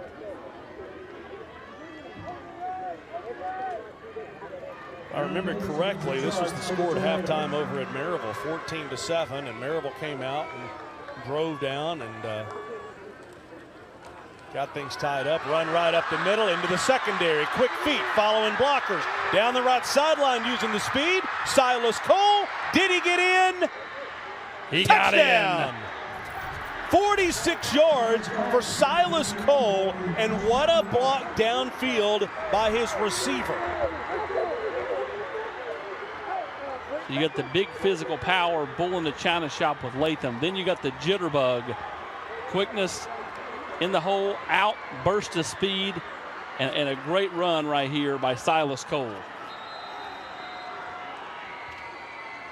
All important extra point. Don't remind West of this from last year. Extra point is up. It is good. We are tied. Right where we started on FCA's Rivalry Thursday, presented by Pilot Company. West and Alcoa tied at 14. Rivalry Thursday is brought to you by Pilot Company, Ted Russell Ford, Food City, and Lincoln Memorial University. Do you want top-of-the-line fitness equipment for home, school, or work?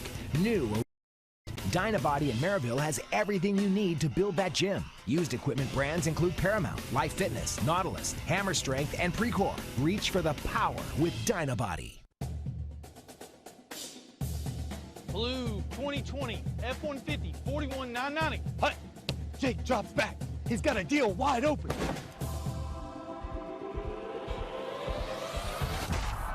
The crowd goes wild. With savings, whether you're looking for a low-mileage pre-owned truck to tailgate in or a minivan to get the whole family to the game, the Pre-Owned Patrol has what you're looking for. Only at Ted Russell Ford on Kingston Pike or Parkside Drive. Hey, this is UT head football coach Josh Heupel. It's football time in Tennessee. When the Big Orange play, you don't have to miss a second of the action. Before, during, and after the game. Just make sure your radios are tuned in to 107.7 WIVK. Or if you're on the go, download the WIVK app and listen anywhere. Your flagship station for the Tennessee Volunteers. 107.7 WIVK. It's a Tennessee tradition.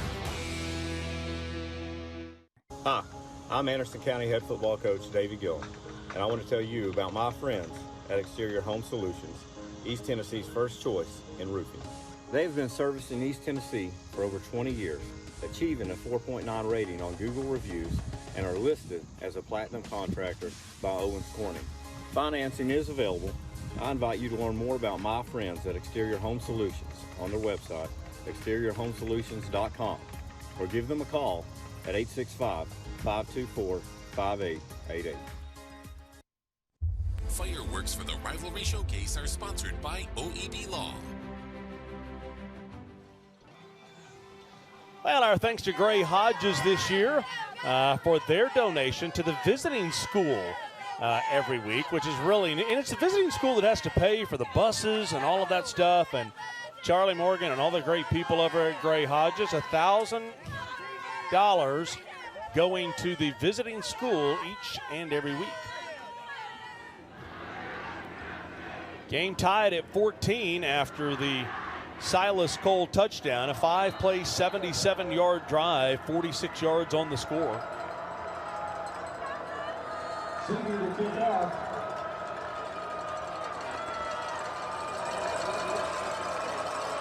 And right back where we started as Tyson Seavey has had success getting the football to the end zone. And this one is returnable from the 1-yard line.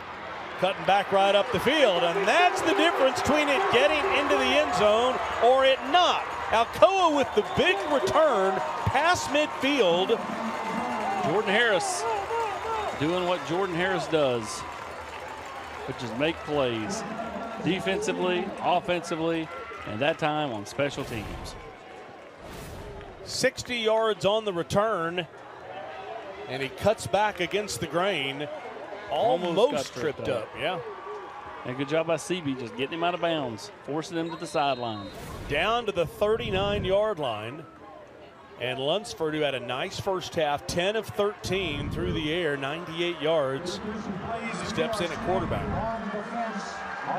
Swing this one. This will be rushing yards, and the football comes loose. They called it loose. West picks it up and taken down from behind. What a turn of events for West. Add 15 more yards for a horse collar tackle, and the Rebels will be deep in Alcoa territory.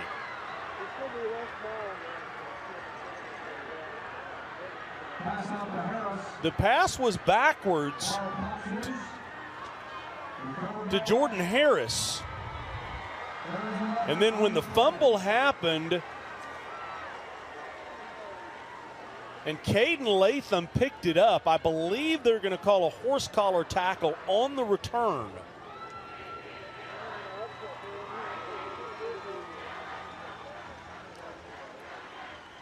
There is no foul for horse collar on the play. So no horse collar, yet and still West has the football at the 34. Swings it out, and then watch the big hit right here. Boom, knocking it away. That's Ryan Scott. And it was actually Marshawn Bowers who picked up the football. And so now that quickly, the first turnover of the game, gives West the football at the 34. Jesse hands off to Latham. Nice job by that Alcoa defense. They swarm and hold him to a gain of 2. Tell you what, Braden Cornett, number 56, has literally been on just about every tackle for Alcoa, and Latham is struggling to get up.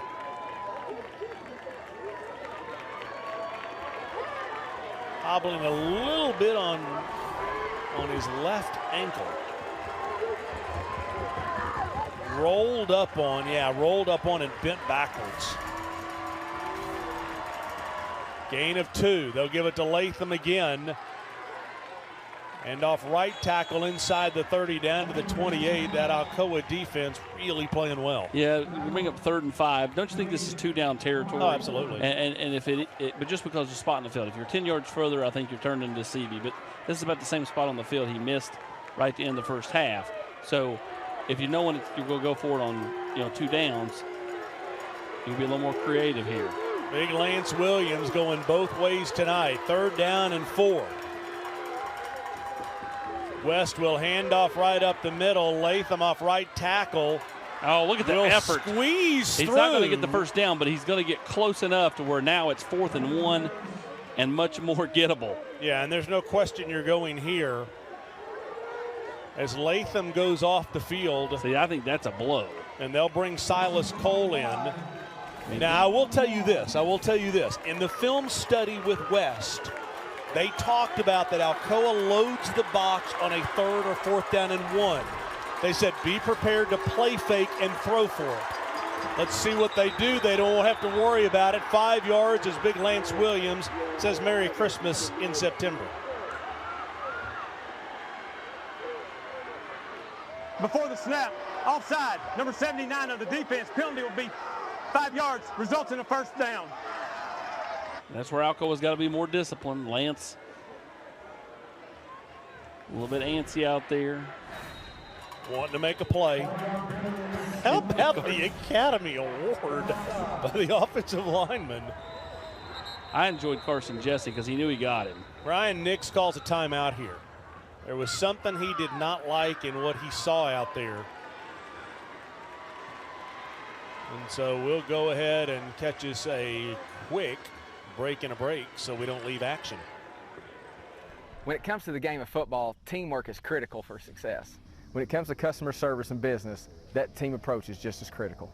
That's why we're such believers in our friends at Exterior Home Solutions. We have seen firsthand how Exterior Home Solutions has supported our community and treats their customers just like family. So when it comes to roofing, siding, or maybe a complete overhaul, please Solutions your first and only call. And right on cue, next week we will be at the home of the Price Twins, Clinton at Campbell County next week, in an important game as we talked about earlier. Yeah, again, for Campbell County, if they don't win, making the playoffs becomes near impossible. Whereas if Clinton doesn't win, they could still, beat Carnes like they did a year ago and potentially get in some tiebreaker scenarios.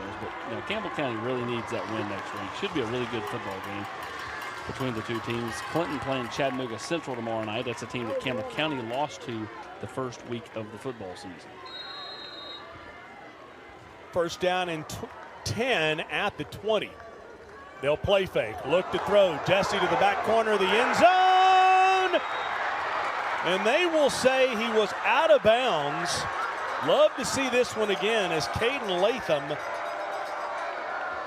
very close to catching this one, but the official had a great angle.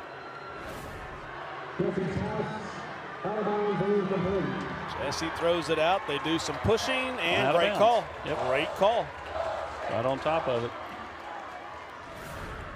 It's a nice catch. Just did not get that lead foot in. Second down and 10. Keep in mind you're in field goal range right now, 37-yarder. Silas Cole in at running back. They'll go to him. Off left tackle following blockers. And Alcoa ripping at the football. Yeah, look at his helmet turned around totally all the way around. 4-yard gain down to the 16-yard line. Watch his helmet get twisted all the way around right here. Watch this. It's all the way around. Look at that. It's going backwards. Ow. Ugh. That's the Joe Nurbrick collision of the game right there with his own helmet. What it has to be. It's just flat uncomfortable. Third down and 6 for West at the 16-yard line. I'm going to either Latham out of the backfield or Wren. And they will throw for it. Jesse looks to throw. Pressure. Football comes loose. And the Rebels will fall on it at the 21-yard line. Recovery by Thad Sterling, which would set up a 38-yard field goal attempt, and that's what they'll do as Tyson Seabee comes out on the field.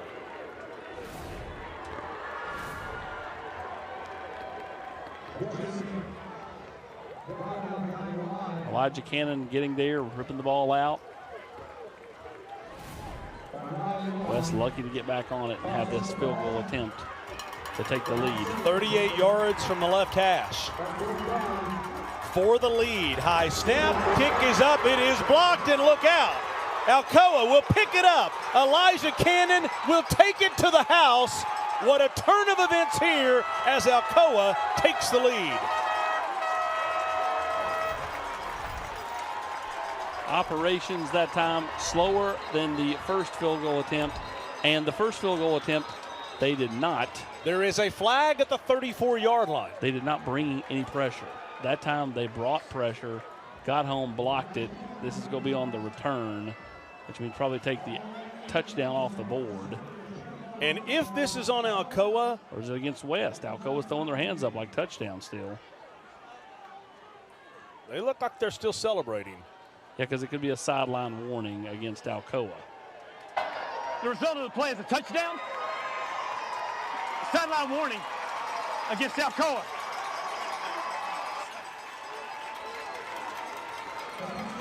So 20-14, 63 yards on the return of the blocked field goal. And watch the right side cave in. A nice bounce. Yeah, either 54 or Jordan Harris got home for Alcoa, 54 being Riley Long. They both were in the area. It's really hard to read the numbers on these uniforms for us. It was hard to tell who actually got their hand on it. Was it Harris or was it Long? And then, again, ball just kind of bounced like a basketball right up to Elijah Cannon, and he took off.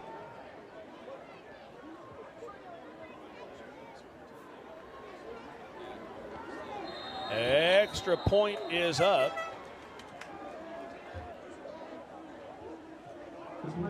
Before the snap, false start. Number 74 of the offense. 5-yard penalty.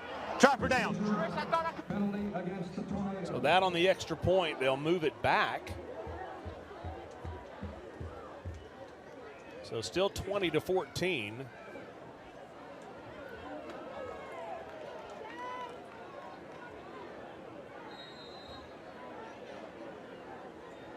Those extra points so important. Once again, look back to last year, a difference of 1 point in this game, 21-20 Alcoa.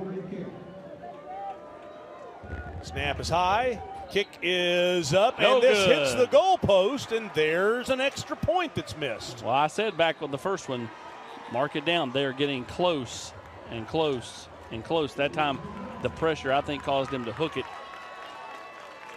Mark it down, 20-14, with a Commercial Bank Rivalry Showcase presented by Food City is coming up Saturday, December the 10th at Anderson County. Nominations, by the way, local coaches, we are in that period right now. Send in your nominations of your players that you think should be considered for this. Eddie Courtney, Dave Meskey, the co-head coaches for Knoxville. Davey Gillum, Anderson County head coach, is the head coach for East Tennessee. Saturday night, December the 10th, and last year we went to a fireworks show and a football game broke out. We hope to do the same thing again this year. Well, a lot to smile about if you're Alcoa, which leads us right into our Smile Cam, brought to you by KnoxvilleSmiles.com. My dentist, Doctors Malone, Doctors Costa. Let's go, Brigade. Let's go, Alcoa. And Alcoa up 20-14 after the extra point went doink off the left upright. So Jaquarius Wren is deep for West.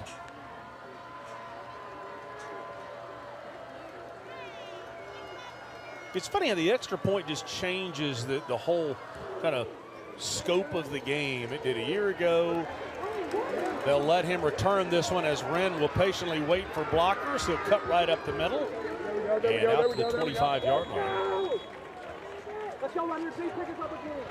Well, if you're looking for great shots of any of our games or other games, go to dhil.photo. You can just take a shot there at the QR code, and it will take you to dhil.photo. Once again, a recent high school graduate starting up a business. His name is Dustin, and you can support him by getting some great photos. First down and 10, under 5 minutes to go here in the third quarter in a 6-point game. West was kicking a field goal to take the lead, and a nice job getting in the backfield. And there's big Lance Williams. You know, that kid would scare me looking at him just because he looks so mean. Then you talk to him, and he's like the nicest kid. Yeah, super nice kid. There's that guy, Mr. Pepper. Now, some of the best are super intimidating and Virginia Tech really just ruthless between the white lines, and some of the best kids off the field. He's going to be an early enrollee at Virginia Tech, so he'll be there in the spring. Carson Jesse can run, has lots of room, will run right up the middle, out past the 30 to the 32. We'll call that a gain of 8 yards, maybe 7, and we'll bring up a third down and manageable 3.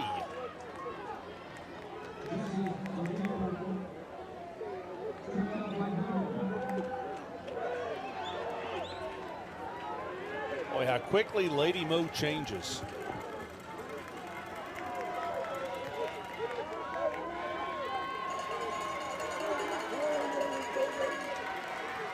Third down and 2. Jesse will look to throw. Overthrows the receiver, and that's one of those third and short where the coaches said be prepared to throw for it. You got to connect on those. Tried to get it to 6 Horde, who's 5'7", and he needed to be about 6'3" for that one.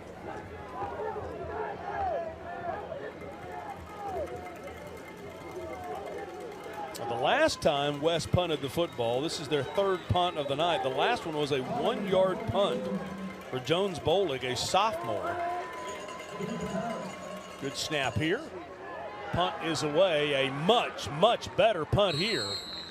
And Alcoa will get the football inside their 30 at the 29.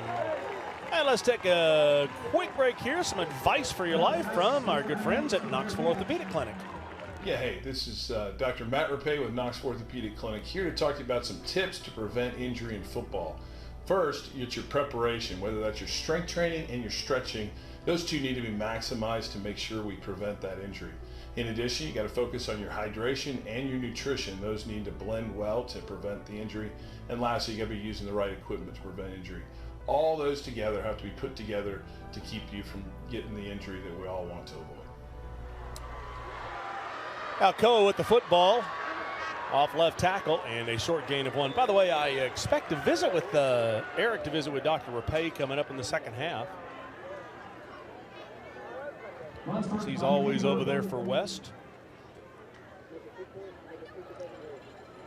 Actually call it a gain of 2 yards, 2nd down and 8. Zach Lunsford, the senior quarterback.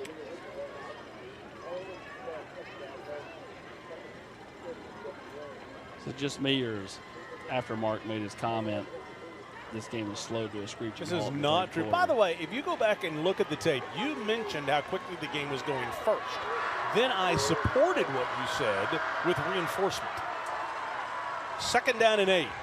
Lunsford looks to throw right across the middle. There's his guy, Eli Owens. West can't defend that. That's been open all night long.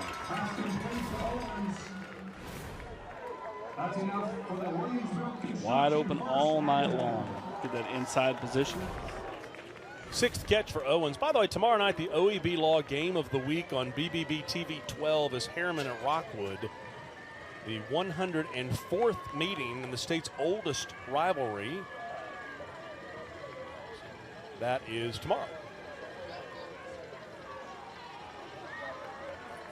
Yeah, the timing is just there between quarterback and receiver. Tight end. Yeah, there's a jailbreak. Defense gets in the backfield for a quick loss of 5 yards. You can almost call Owens anything. Well, he's a tight end. He's a tight end receiver. I mean, they split him out. They put him in a slot. They use him everywhere. But talk about a jailbreak. Everybody. First one back there was John Sartell. Sartell, former ball. Yeah, Sartell just returned. He had some nagging injuries, and back for the Rebels as we are under a minute and a half to go in the 3rd quarter. 2nd down and 15. Where's 44? He's right across the middle. Lunsford looking at him. They'll turn and throw this one high up into the air and almost intercepted. No flags on the play, but Lunsford was looking for 44, which he does every time he looks to throw.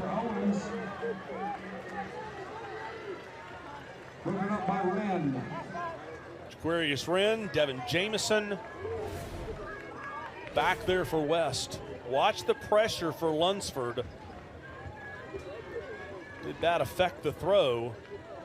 I think it absolutely affected the throw. Bowers almost came up with the interception. Big play here for West, a 3rd down and 15. Down by 6.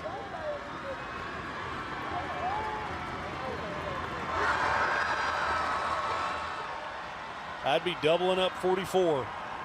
Looking to throw. Lunsford can run if he wants, and he breaks the tackle right up the middle and taken down at the 49-yard line.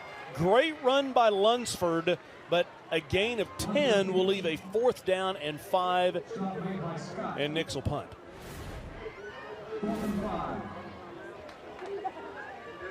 West almost allowed Alcoa to get out of jail there. Bad tackle. It took Nix just a minute to say punt. It's almost like it's against everything he believes in. But he finally turned and said, get out there. 2nd punt of the night if they punt. Elijah Cannon, the up back. They like to punt, be patient, wait, and then punt. And a high hanging punt that Jaquarius Wren will fair catch back at the 12. Eric Kane, what's on the radio tomorrow night? Yeah, only 2 games because Knoxville Catholic is off. So on both these Sports Animal dials, 99.1 and AM 990, we're going to have Central, just kidding, South Doyle at Farragut. And over on the sister station, Newstalk 98.7, Central will be at Hardin Valley. That's tomorrow on Cumulus Knoxville, Newstalk 98.7, and the Sports Animal. Sounds good, Eric. You're looking good down there, by the way. Thank you, thank you. It ain't easy. By the way, how do we address Eric now? Is he on 3, VolQuest? Yeah, I mean, podcast, Eric Kane. No, Extraordinary. Oh, okay. Well, sorry. I mean, you know. VolQuest of the On 3 Network. Or you can join for only $1 for the first year. 14 seconds to go. Jesse has got him. time. He's got They're him. on the wheel route. Oh, he dropped it. Did he catch it? He caught it. Oh. Boy, I thought for a second that Thad Sterling bobbled it, but finally caught it. But how big is that trying to get out of jail and he doesn't catch it? That was a good throw by Carson Jesse. Great touch. Boop, boop, woo, woo, woo. Yeah, bounced off the turf. You just can't have those. You can't have those. If you're trying to upset a team, you hit a play on them, which was going to go for 30 yards or so. You just can't drop that pass.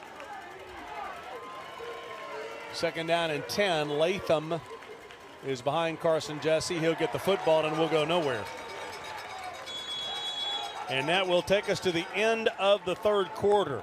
Kind of reminiscent of last year. We go to the 4th quarter in a 1-possession game between state powers, West in 5A, Alcoa in 3A, on FCA's Rivalry Thursday, presented by Pilot Company. Rivalry Thursday is brought to you by Commercial Bank, Humana, E2 Sports, and OEB Law. Community banking is about location and much more. It's about family. We reside in your community. We are a part of your community.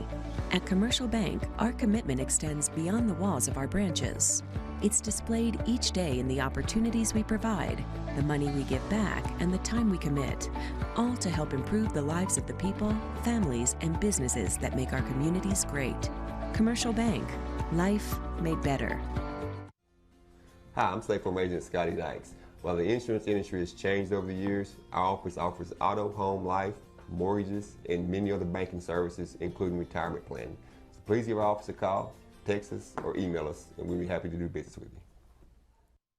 Hi, I'm Dr. Michael Costad. Dr. Malone and I here at Knoxville Smiles are here to help you with any of your dental needs, whether it's a routine cleaning, a root canal, or if you just want some advice. Did you know that you don't have to settle for a denture anymore?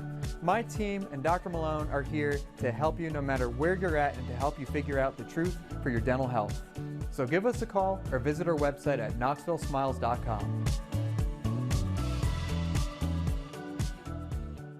Matlock Tire has a reputation for being a little bit old school. We're proud to be known for our outstanding hometown customer service.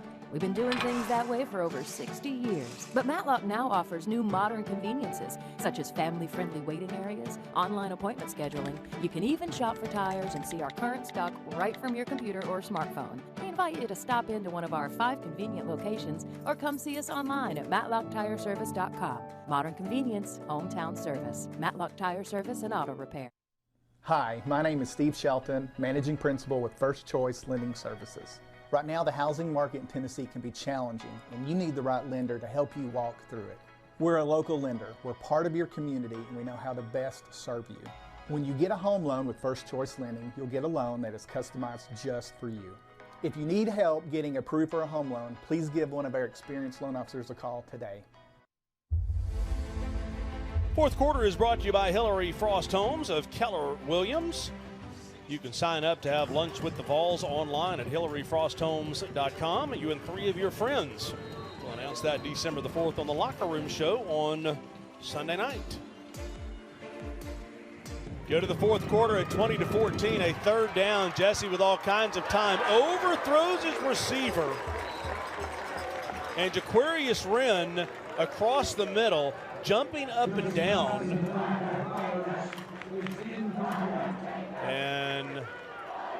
punting team will come out on the field for West.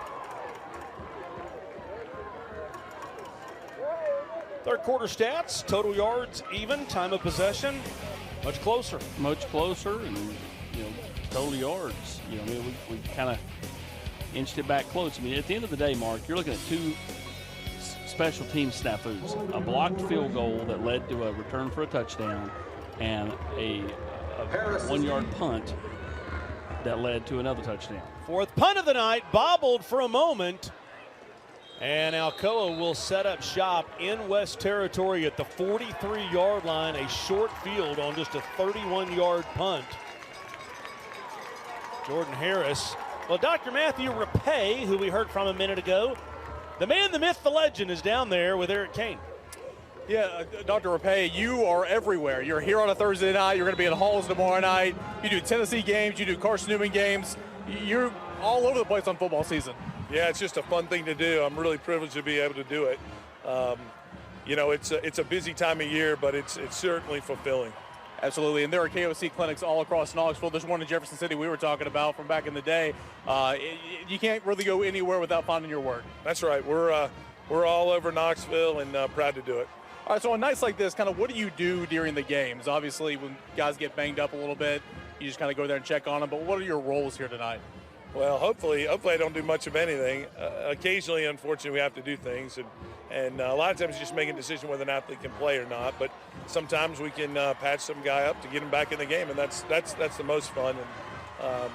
But most of the time, we're just praying nothing happens. But we're available if it does. We appreciate your work. Thank you so much. That's super kind. Thank you. By the way, don't let him go real quick, Eric. Can you ask him how great a soccer player he was in college for me? Mark wants to know how great of a soccer player you were in college. Well, that's pretty funny, Mark. Tell him I got it. Inside joke. I got it from Vincent Scott. Vincent Scott texted me the question. Vincent Scott texted in the question. Yeah, I'm sure Vincent did. He's quite a card. All right, sounds good. Thanks. Okay, so a loss of 4 yards makes it a 2nd down and 14. Back to the 47-yard line.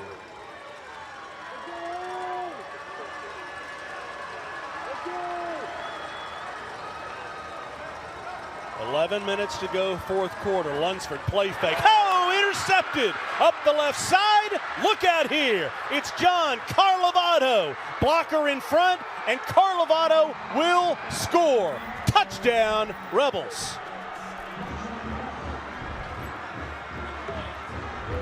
First mistake of the night by Lunsford, and West can take the lead with the extra point. They went with that kind of play action, put it in the belly, pull it out, and throw the quick slant all night long. They go and do it again here. This time, though, it's Carlovato jumping the route, and then the old quarterback is off to the races. Extra point for the lead after a 60-yard interception return for 6. Extra point is, it hits the crossbar and goes in. Wow. Hits the goalpost. I mean, when you think about this, Mark, this game is so, look at the third quarter stats. They're so similar, time of possession similar. You're looking at how the ball bounces off an upright. One bounce back, this one clangs through. Doink and through. Look at all of the players watching, and you see it, as we've said ad nauseum, how many games in high school football come down to those special teams and the extra point. Well, it's why there's 3 phases to every game. And tonight, outside of that missed extra point, Alcoa's dominated special teams. Yeah. Well, Commercial Bank salutes the stripes, honoring Chris Clark tonight, our referee, who has been busy. 18th season officiating. As Austin said earlier, he's with Blount County Parks and Recreation, works with his church college ministry, and is a busy man tonight in a very important football game.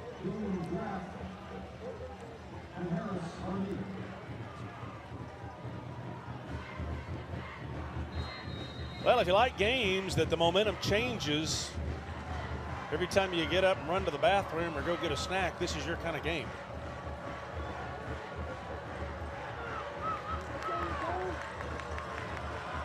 21-20 West in the fourth quarter.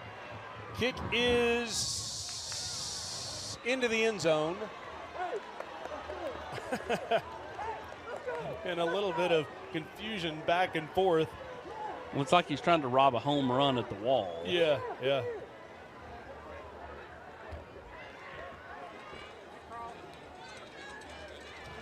Well, the pre-owned patrol on hand tonight. There they are. I tried to get you in there with them. They're high-fiving the pre-owned patrol by Ted Russell Ford. Only those two guys can make it happen. Hang on, there's a football incoming as they're celebrating, and almost a doink. That is classic television.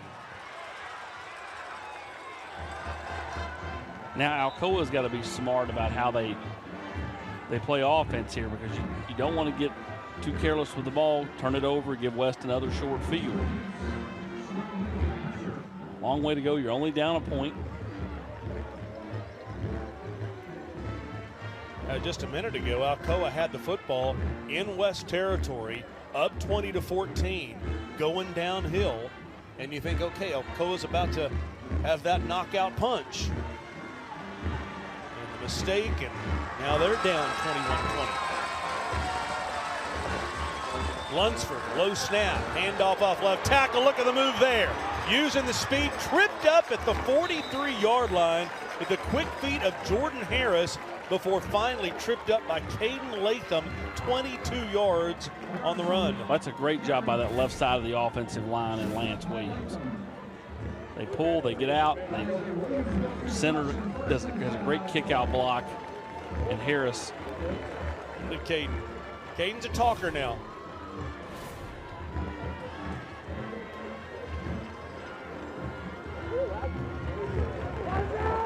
His brother Braden, the running back, Caden defensive back, and there's Eli Owens, number 44.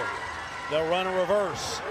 Looking out here, backup quarterback. They're trying to throw it deep. Tripped up from behind. There are no flags as they slipped in the backup quarterback, Eli Graff. He tried to get it to Luke Cannon. Not sure if we can say Cannon tripped up or was tripped up. Ew. I think he was tripped up.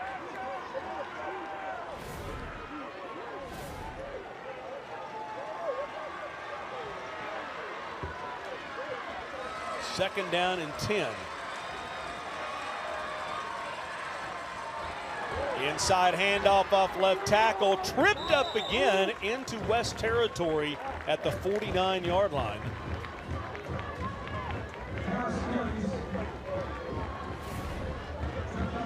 And just this close to breaking it was Harris. Ryan Scott tripping him up.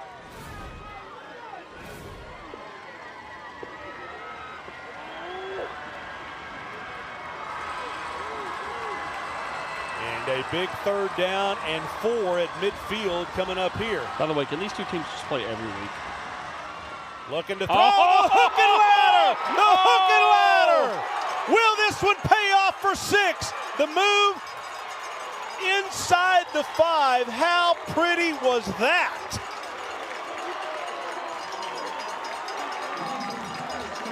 West just totally caught off guard.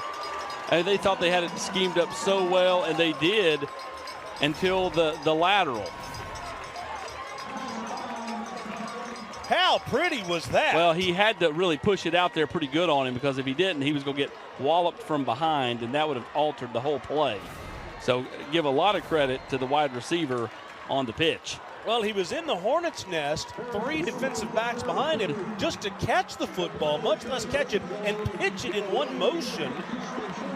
A 6-yard pass, a 43-yard run, first down and goal. Lunsford keeps it himself, touchdown, and Alcoa back in front, 8:26 to go, and the light show is back on again.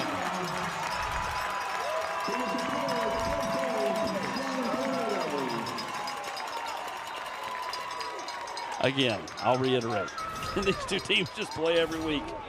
I mean, We've had them twice, and it's been phenomenal for 8 quarters. Still 8:26 left to go in this one. Alcoa taking a timeout here. They'll go for 2. Yeah, they'll take a timeout and go for 2 with 8:26 to go. Watch it again. Watch the hook and ladder.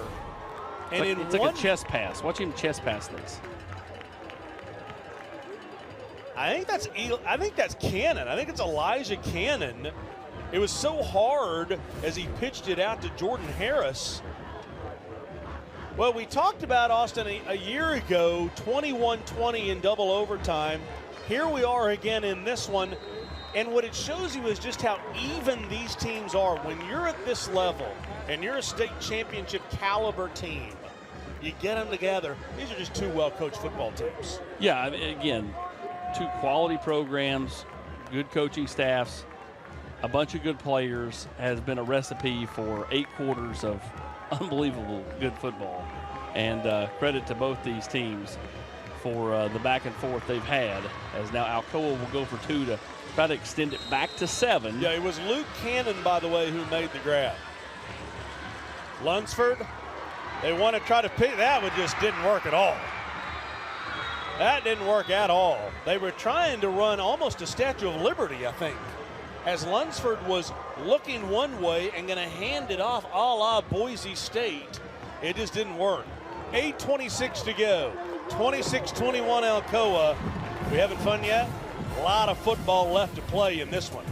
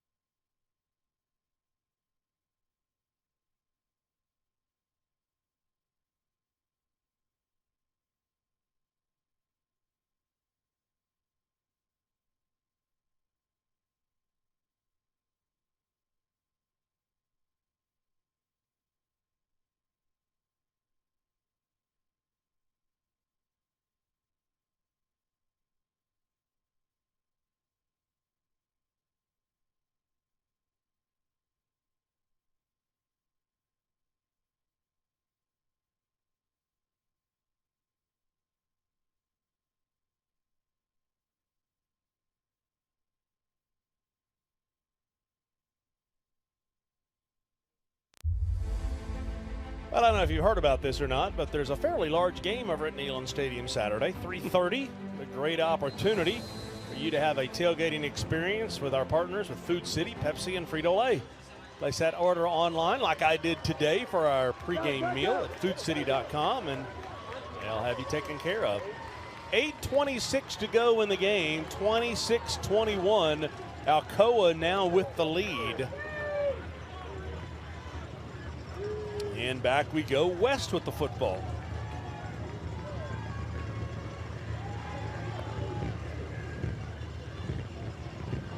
Bowers at deep safety awaits the kickoff.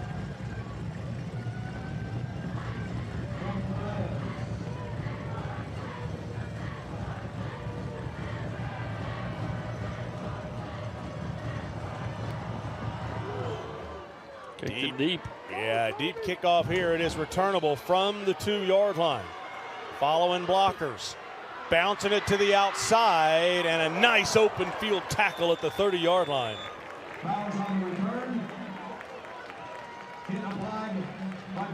Yeah, my thanks to Ann at One Day Signs and Banners.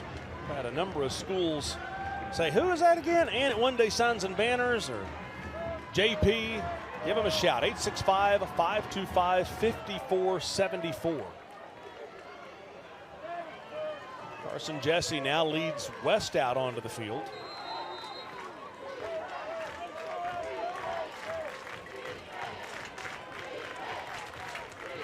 .818 to go. Jesse looking to throw. Has some time, throws it across the middle, overthrows his receiver. And boy, you just kind of feel like right now with these two teams, whoever gets up 2 possessions may be too much for the other to overcome.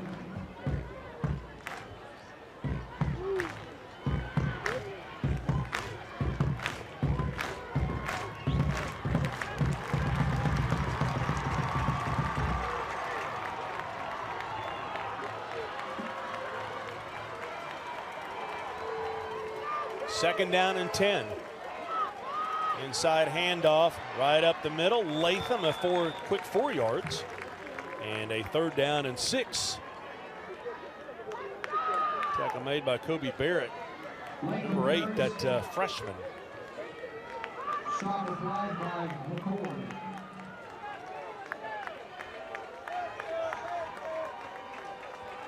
Big play here for both teams. Just a big play in this game. 3rd down and 6.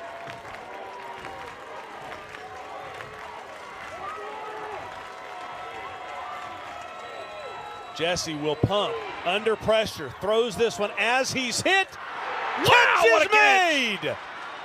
Unbelievable catch by Jaquarius Wren. And that's one of those where he doesn't dive for the football. He runs through it. I didn't think he was going to get there, did you? 40 yards. I thought there was no way he got to it. It's like he hit like an extra burst gear. Oh, there was no way he got there. The great throw, steps into that one, and while he was getting hit. Under duress, well covered, incredible pitch and catch. Having fun? Yeah, it's been a blast. Again, can we just sign him up to play every week? Yeah. West down to the 26. Both teams 5-0. Inside handoff, off left tackle to Latham, and there's that Alcoa defense.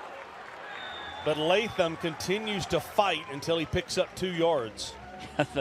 It's like they hold on for dear life every time they try to wrap him up. He still's able to bull in the china shop, get 2 or 3 at times when he should have got 1 or 0. Aaron Davis on the tackle for Brian Nix, a longtime defensive coordinator, still calling the defense as the head coach. 4-down territory here for West.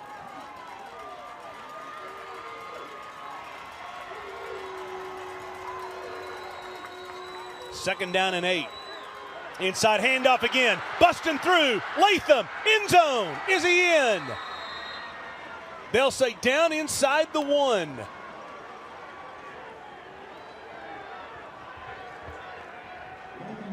You talk about the burst. West trying to go up-tempo here. Alcoa trying to scurry in and off.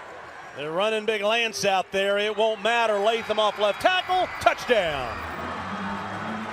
So now at 27-26, we find ourselves in a situation where we're going for 2 every time.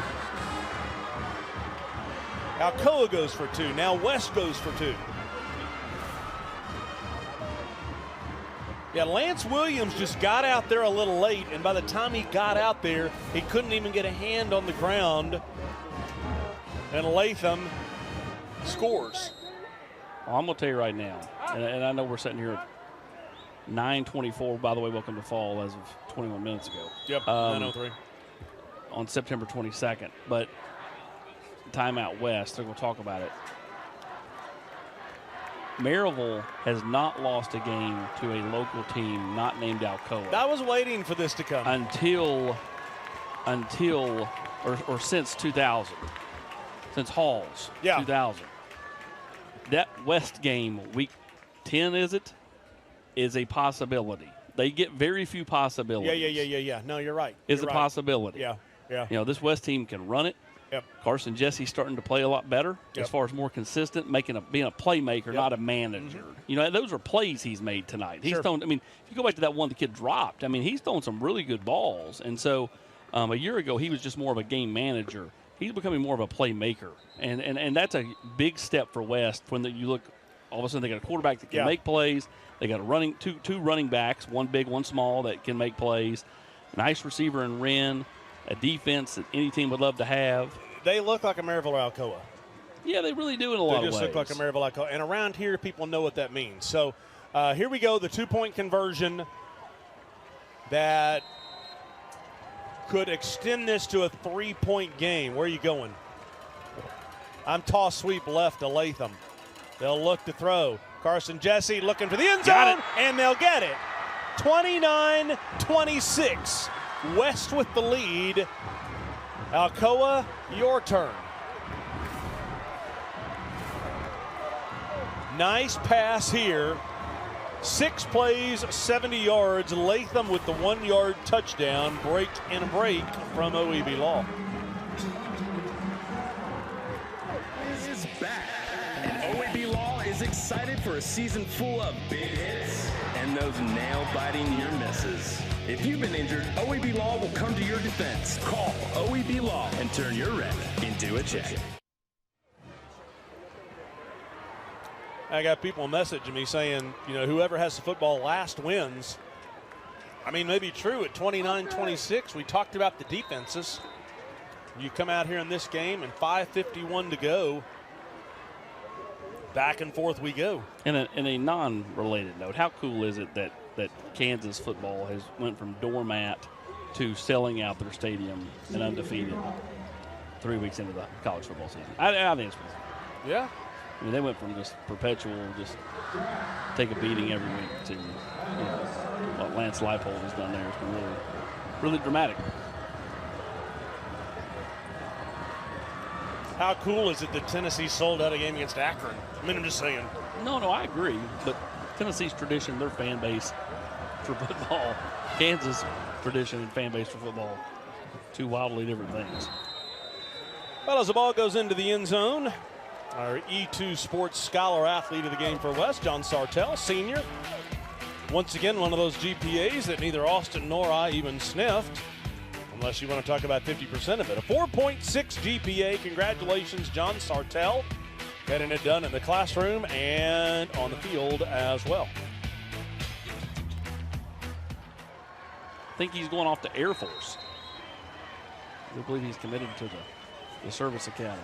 One of the service academies. Zach Lunsford has played well tonight. One big mistake gave West a touchdown here. Bobbles that. Eli Owens catches the ball and flips around to the middle of the field. Call that a gain of about 5.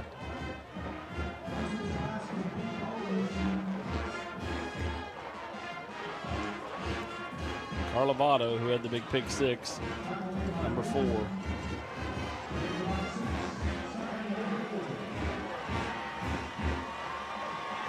You start watching that clock as you hit the 5-minute mark. Lunsford will run this one. Tries to get to the outside, chopped down at the 25-yard line. There's that other Latham. Caught the 2-point conversion. Now he comes up, makes the tackle for loss.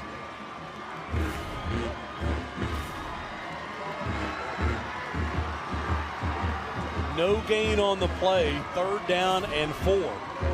And as the clock goes under 5 minutes to go,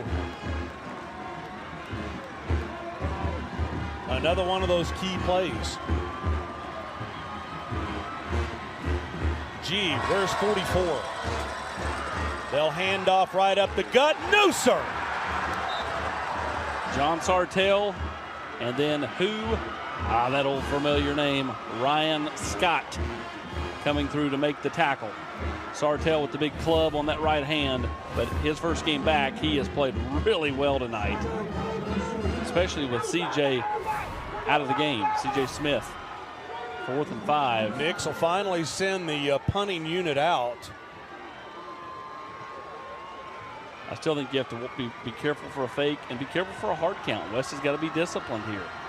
Your punter is very close to the center, and they will fake it. Following lead blockers off left tackle, they will get the first down.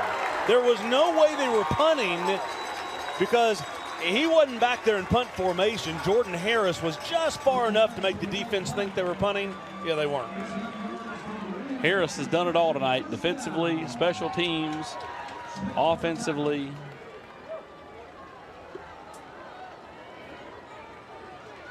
Well, now it's 4-down territory all over the field. Well, correct. 3.5 minutes at this to go. point, you're down to 3:30, clock's ticking.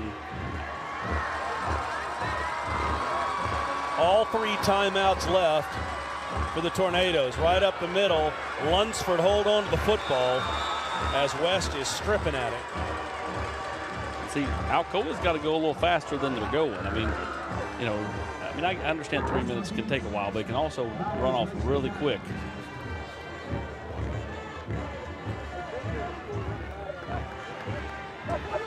Both teams with 2 timeouts left. They both used them on a 2-point conversion. Correct. They both used a timeout to talk about it. Clock under 3 to go. Which worked out well for West, did not work out for Alcoa. By the way, I do want to throw out my E2 Sports. They have been champs this year with our apparel, whatever embroidery we need, screen print, absolute champs, E2 Sports. Oh, they'll drop the football. Lunsford falls on it back at the 29-yard line, a loss of 8. And that's a debilitating play right there. I mean, the first down play was not good. Now you've got a huge loss on 2nd down. So now you're really going to, it's 2-down territory. You don't have to get all 18 yards or 19 yards back right here. I might have used a timeout right there if I was Nix. I mean, the clock's just salting away, and it's a 3rd down coming up in, 16? It's more than that. It's 18. 3rd and 18. West showing pressure, and they'll bring it. Lunsford looking to throw. Can run if he can get to the outside, and he can. He's going to get the first down. Past midfield, past the 40. Pushed out at the 31-yard line. Great vision by the senior quarterback Lunsford, who patiently waited his turn to be the guy. He's now the guy, 38 yards on a huge conversion. Yeah, very heady play because West got so far up the field right here, and then there was nobody on that backside. He was just running so patiently because the field was wide open. They call him out at the 33-yard line, 1:45 to go. From 3rd and 18 to now feeling like you're plenty of time, almost to the 30 of West. They'll split Owens out a little bit. 5-yard penalty, illegal procedure here on Alcoa. Again, a field goal ties it, so you don't have to score a touchdown. Whoa, you talking about these 2 teams in overtime? Private snap, false start, offense, 5-yard penalty, remains 1st down. It really does feel like deja vu to have these 2 teams in this kind of game. By the way, we're in the end of a 2-year cycle of agreements, and they have talked about that they want to continue to play this series as they should. As they should, yeah. I mean, Alcoa is always looking for teams to play. In West, this is a good barometer game for them. Looking to throw, pressured and buried at the 41-yard line. There's your guy. He's had a big night tonight, pressuring all night long. That being 55, Jemias Mills. Lunsford thought he could get around him, and Mills just freaking bopped him. Well, Mills attacked instead of sitting back, letting Lunsford dictate everything. He dictated everything. Yeah, Mills has had a big game tonight. So 1:17 to go. It's 2nd down. 18, 19 yards? Eric Kane, how much fun you having down there? And I mean, both these teams are getting after it. The Alcoa sideline coaching staff just preaching to their players to stay focused, stay engaged, try to win it here. But obviously, they're just about to get in the field goal range. But it's a pretty lively sideline down here at Alcoa, and looking for a fun ending. What I'd like to know is at what point in time, where on the field do you feel like if you're Alcoa, you feel like you're in field goal range? Oh, probably the 20. I was gonna say the 25 to feel safe. Probably the 30 you can attempt it, but that's still a long field goal. Second down and 19, 1:17 to go. Lamar Brown's Rebels trying to hold on for what would have to be called an upset. Lunsford, pressure from behind, slung down at the 46-yard line. One more time, it's Ryan Scott. Anderson Smith. Actually, that time, Anderson Smith. Smith, a junior, coming off the right defensive end position, just beats Lance Williams.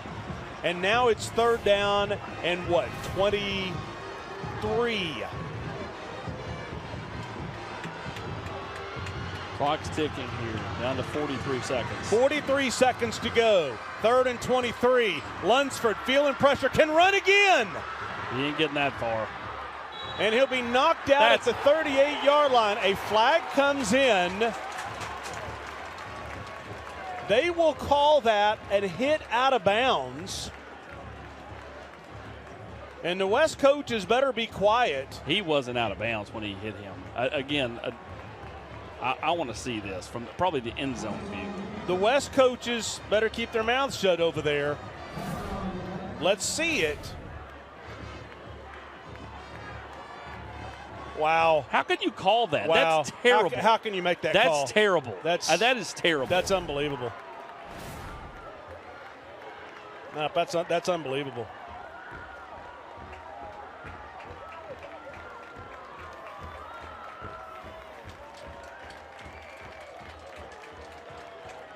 Did they call a sideline warning? They called both. They called the personal foul and sideline warning.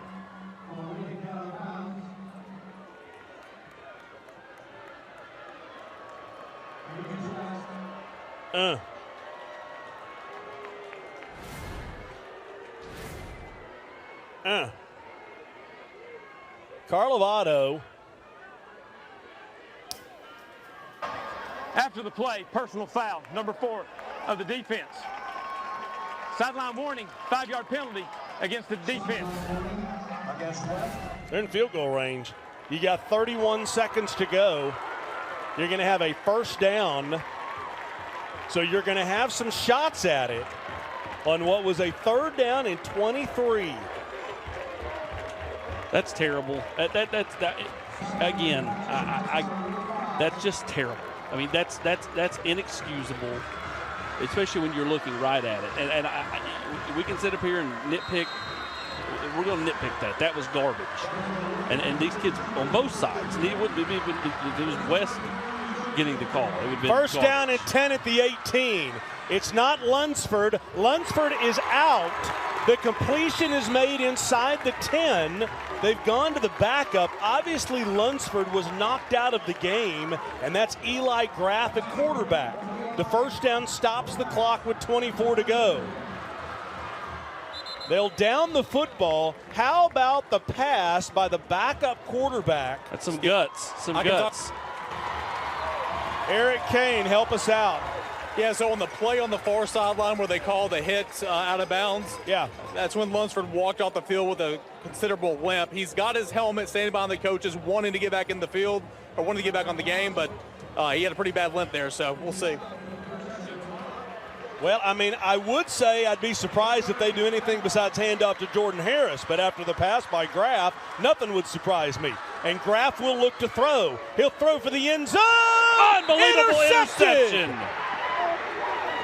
Intercepted, and West will survive this game. Ryan Scott goes high in the air, and the Rebels will come over to Blount County and escape with a 29-26 win. What a catch. Well, and I know what you're thinking. Ball don't lie. And that, again, It is what it is. Kudos to this kid for coming in and making a heck of a throw cold off the bench, because he did. And then that one, that was a go jump ball. It's a great throw. Great throw, and a great play by Ryan Scott. Yeah. Nothing more, nothing less. Yeah, great throw. And I love the confidence of the Alcoa coaches. You send the backup quarterback in, you let him play. Yeah, it wasn't on them reason the play got called. They're just out there playing. Kudos to Alcoa. They fought to the end. Kudos to West. Two great teams. Again, sign me up for these two teams every week. Yeah. That right there was spectacular on both ends. Both teams fought hard.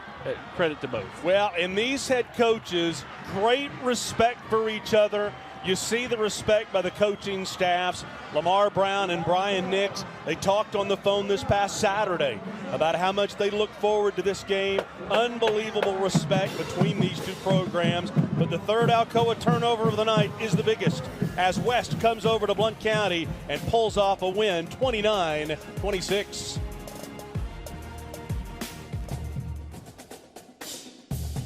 Blue 2020 F-150 41,990. Punt.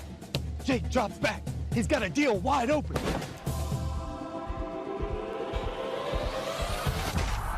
The crowd goes wild. With savings, whether you're looking for a low-mileage pre-owned truck to tailgate in or a minivan to get the whole family to the game, the Pre-Owned Patrol has what you're looking for. Only at Ted Russell Ford on Kingston Pike or Parkside Drive.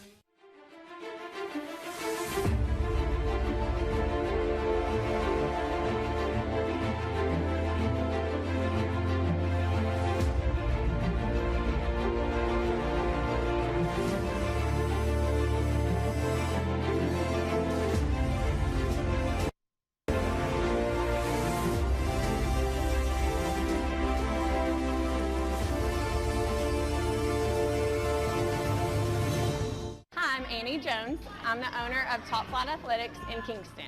Hi, I'm Rob Black, athletic director at Fulton High School. When it comes to apparel and uniforms for our girls, quality and efficiency are most important. So I've got a lot of cheer moms to deal with. When we think of apparel and equipment vendors, you know, we're thinking about people who we can trust and people that we have a relationship with, and someone that will make sure we get what we want when we want it, and it'll look the way that we designed it. That and the fact that they are locally owned is the reason that we do business with E2 Sports. E2 Sports has been that for us, and that's who we're in partnership with right now, and couldn't be more proud to do so. Safety, integrity, reliability. More people trust the Joe Newbert family to return their vehicle back to its original condition or better. Only Joe Newbert Collision Centers offer pickup and delivery, worry-free insurance claim handling, and guaranteed repairs for as long as you own your vehicle. Insist on locally owned Joe Newbert Collision Centers. And drive safely out there.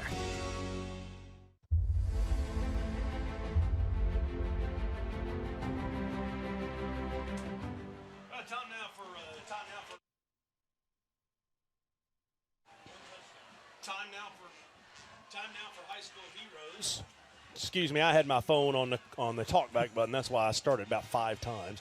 Time now for High School Heroes, brought to you by Pilot Company and Lamar Brown, all class, going over to the other team, the other coach. This was his team a year ago. This is how his kids felt a year ago. Yep. And I remember the last shot of the story that we had, the look back at last year, was the Alcoa players consoling West. And now West doing it to Alcoa in just an instant classic again. Yeah, great back-and-forth football game, two great teams. And again, man, that game signed me up. That's why high school football is great. I mean, you know, it was two great teams, players making plays, kids coming into their own. I mean, it just unbelievable. Both quarterbacks were playmakers tonight. They were just awesome. I love college football, but for me, there's nothing like a high school game like that. It takes me back to my Texas days. I'm just telling you, there's nothing like that. Eric Kane is down on the sideline with our Exterior Home Solutions 6-star MVP. Yeah, who else? Carson Jesse, man. And first and foremost, congratulations on the win. How does this feel? It feels great. You know, we came in knowing there was going to be a dogfight. And these are probably two of the best teams in East Tennessee, and nothing less. All right, so obviously you beat Alcoa. That's cause for celebration anyway. that play right there that really got you guys going, pressure's in your face, third down, you just sling it up to Wren. Kind of walk me through that play. Yeah, we had hitches and goes, and they pressed up, and I trust Wren with all my heart, and he's a playmaker, and he went up and got one for me. Earlier in the game there, as you see on the television, you ran for a score, kind of got you guys going in the first quarter. You did that a couple of times here tonight. Do you trust your legs to kind of extend plays, and that's another weapon of your game? Yeah, I do. I don't know if really Coach Brown does, but yeah, I do. And if I don't want to, but if I have to, I'm going to do it. All right, so you guys are now 6-0. You just took down Alcoa. I mean, how much confidence is with this team right now? How are you guys feeling? Yeah, I mean, we're rolling. Best part about this team is we just go out there and have fun. And so, it's just a great time. What about for you specifically, though? I mean, what's this game mean for you? Yeah, you grow up playing Alcoa, and everywhere you go, every sport you play, and to finally just beat them, and they've won. If you look around here, they have 40 state championships, it feels like, and to beat them, it just feels great. Carson, congratulations, man. Our Exterior Home Solutions MVP of the game. Great win, and keep it rolling. Appreciate it. Well, the Joe Newbert collision of the game, and I guess the question is this the collision or is this the helmet turned around backwards? I'm anxious to see what they came up with. Oh, this is hit right across the middle. Yeah, big hit. That's worthy of the Joe Newbert collision of the game. The offensive guy delivered it to the defensive guy more so than the other way around. Yeah, but there were all kinds of hits tonight. I was voting for the helmet turned around backwards, but that's okay. Where are you taking us tonight for Humana Inside the Huddle? I think it believes it's Deshaun Bishop. At Carnes. There we go. They got Carter tomorrow night.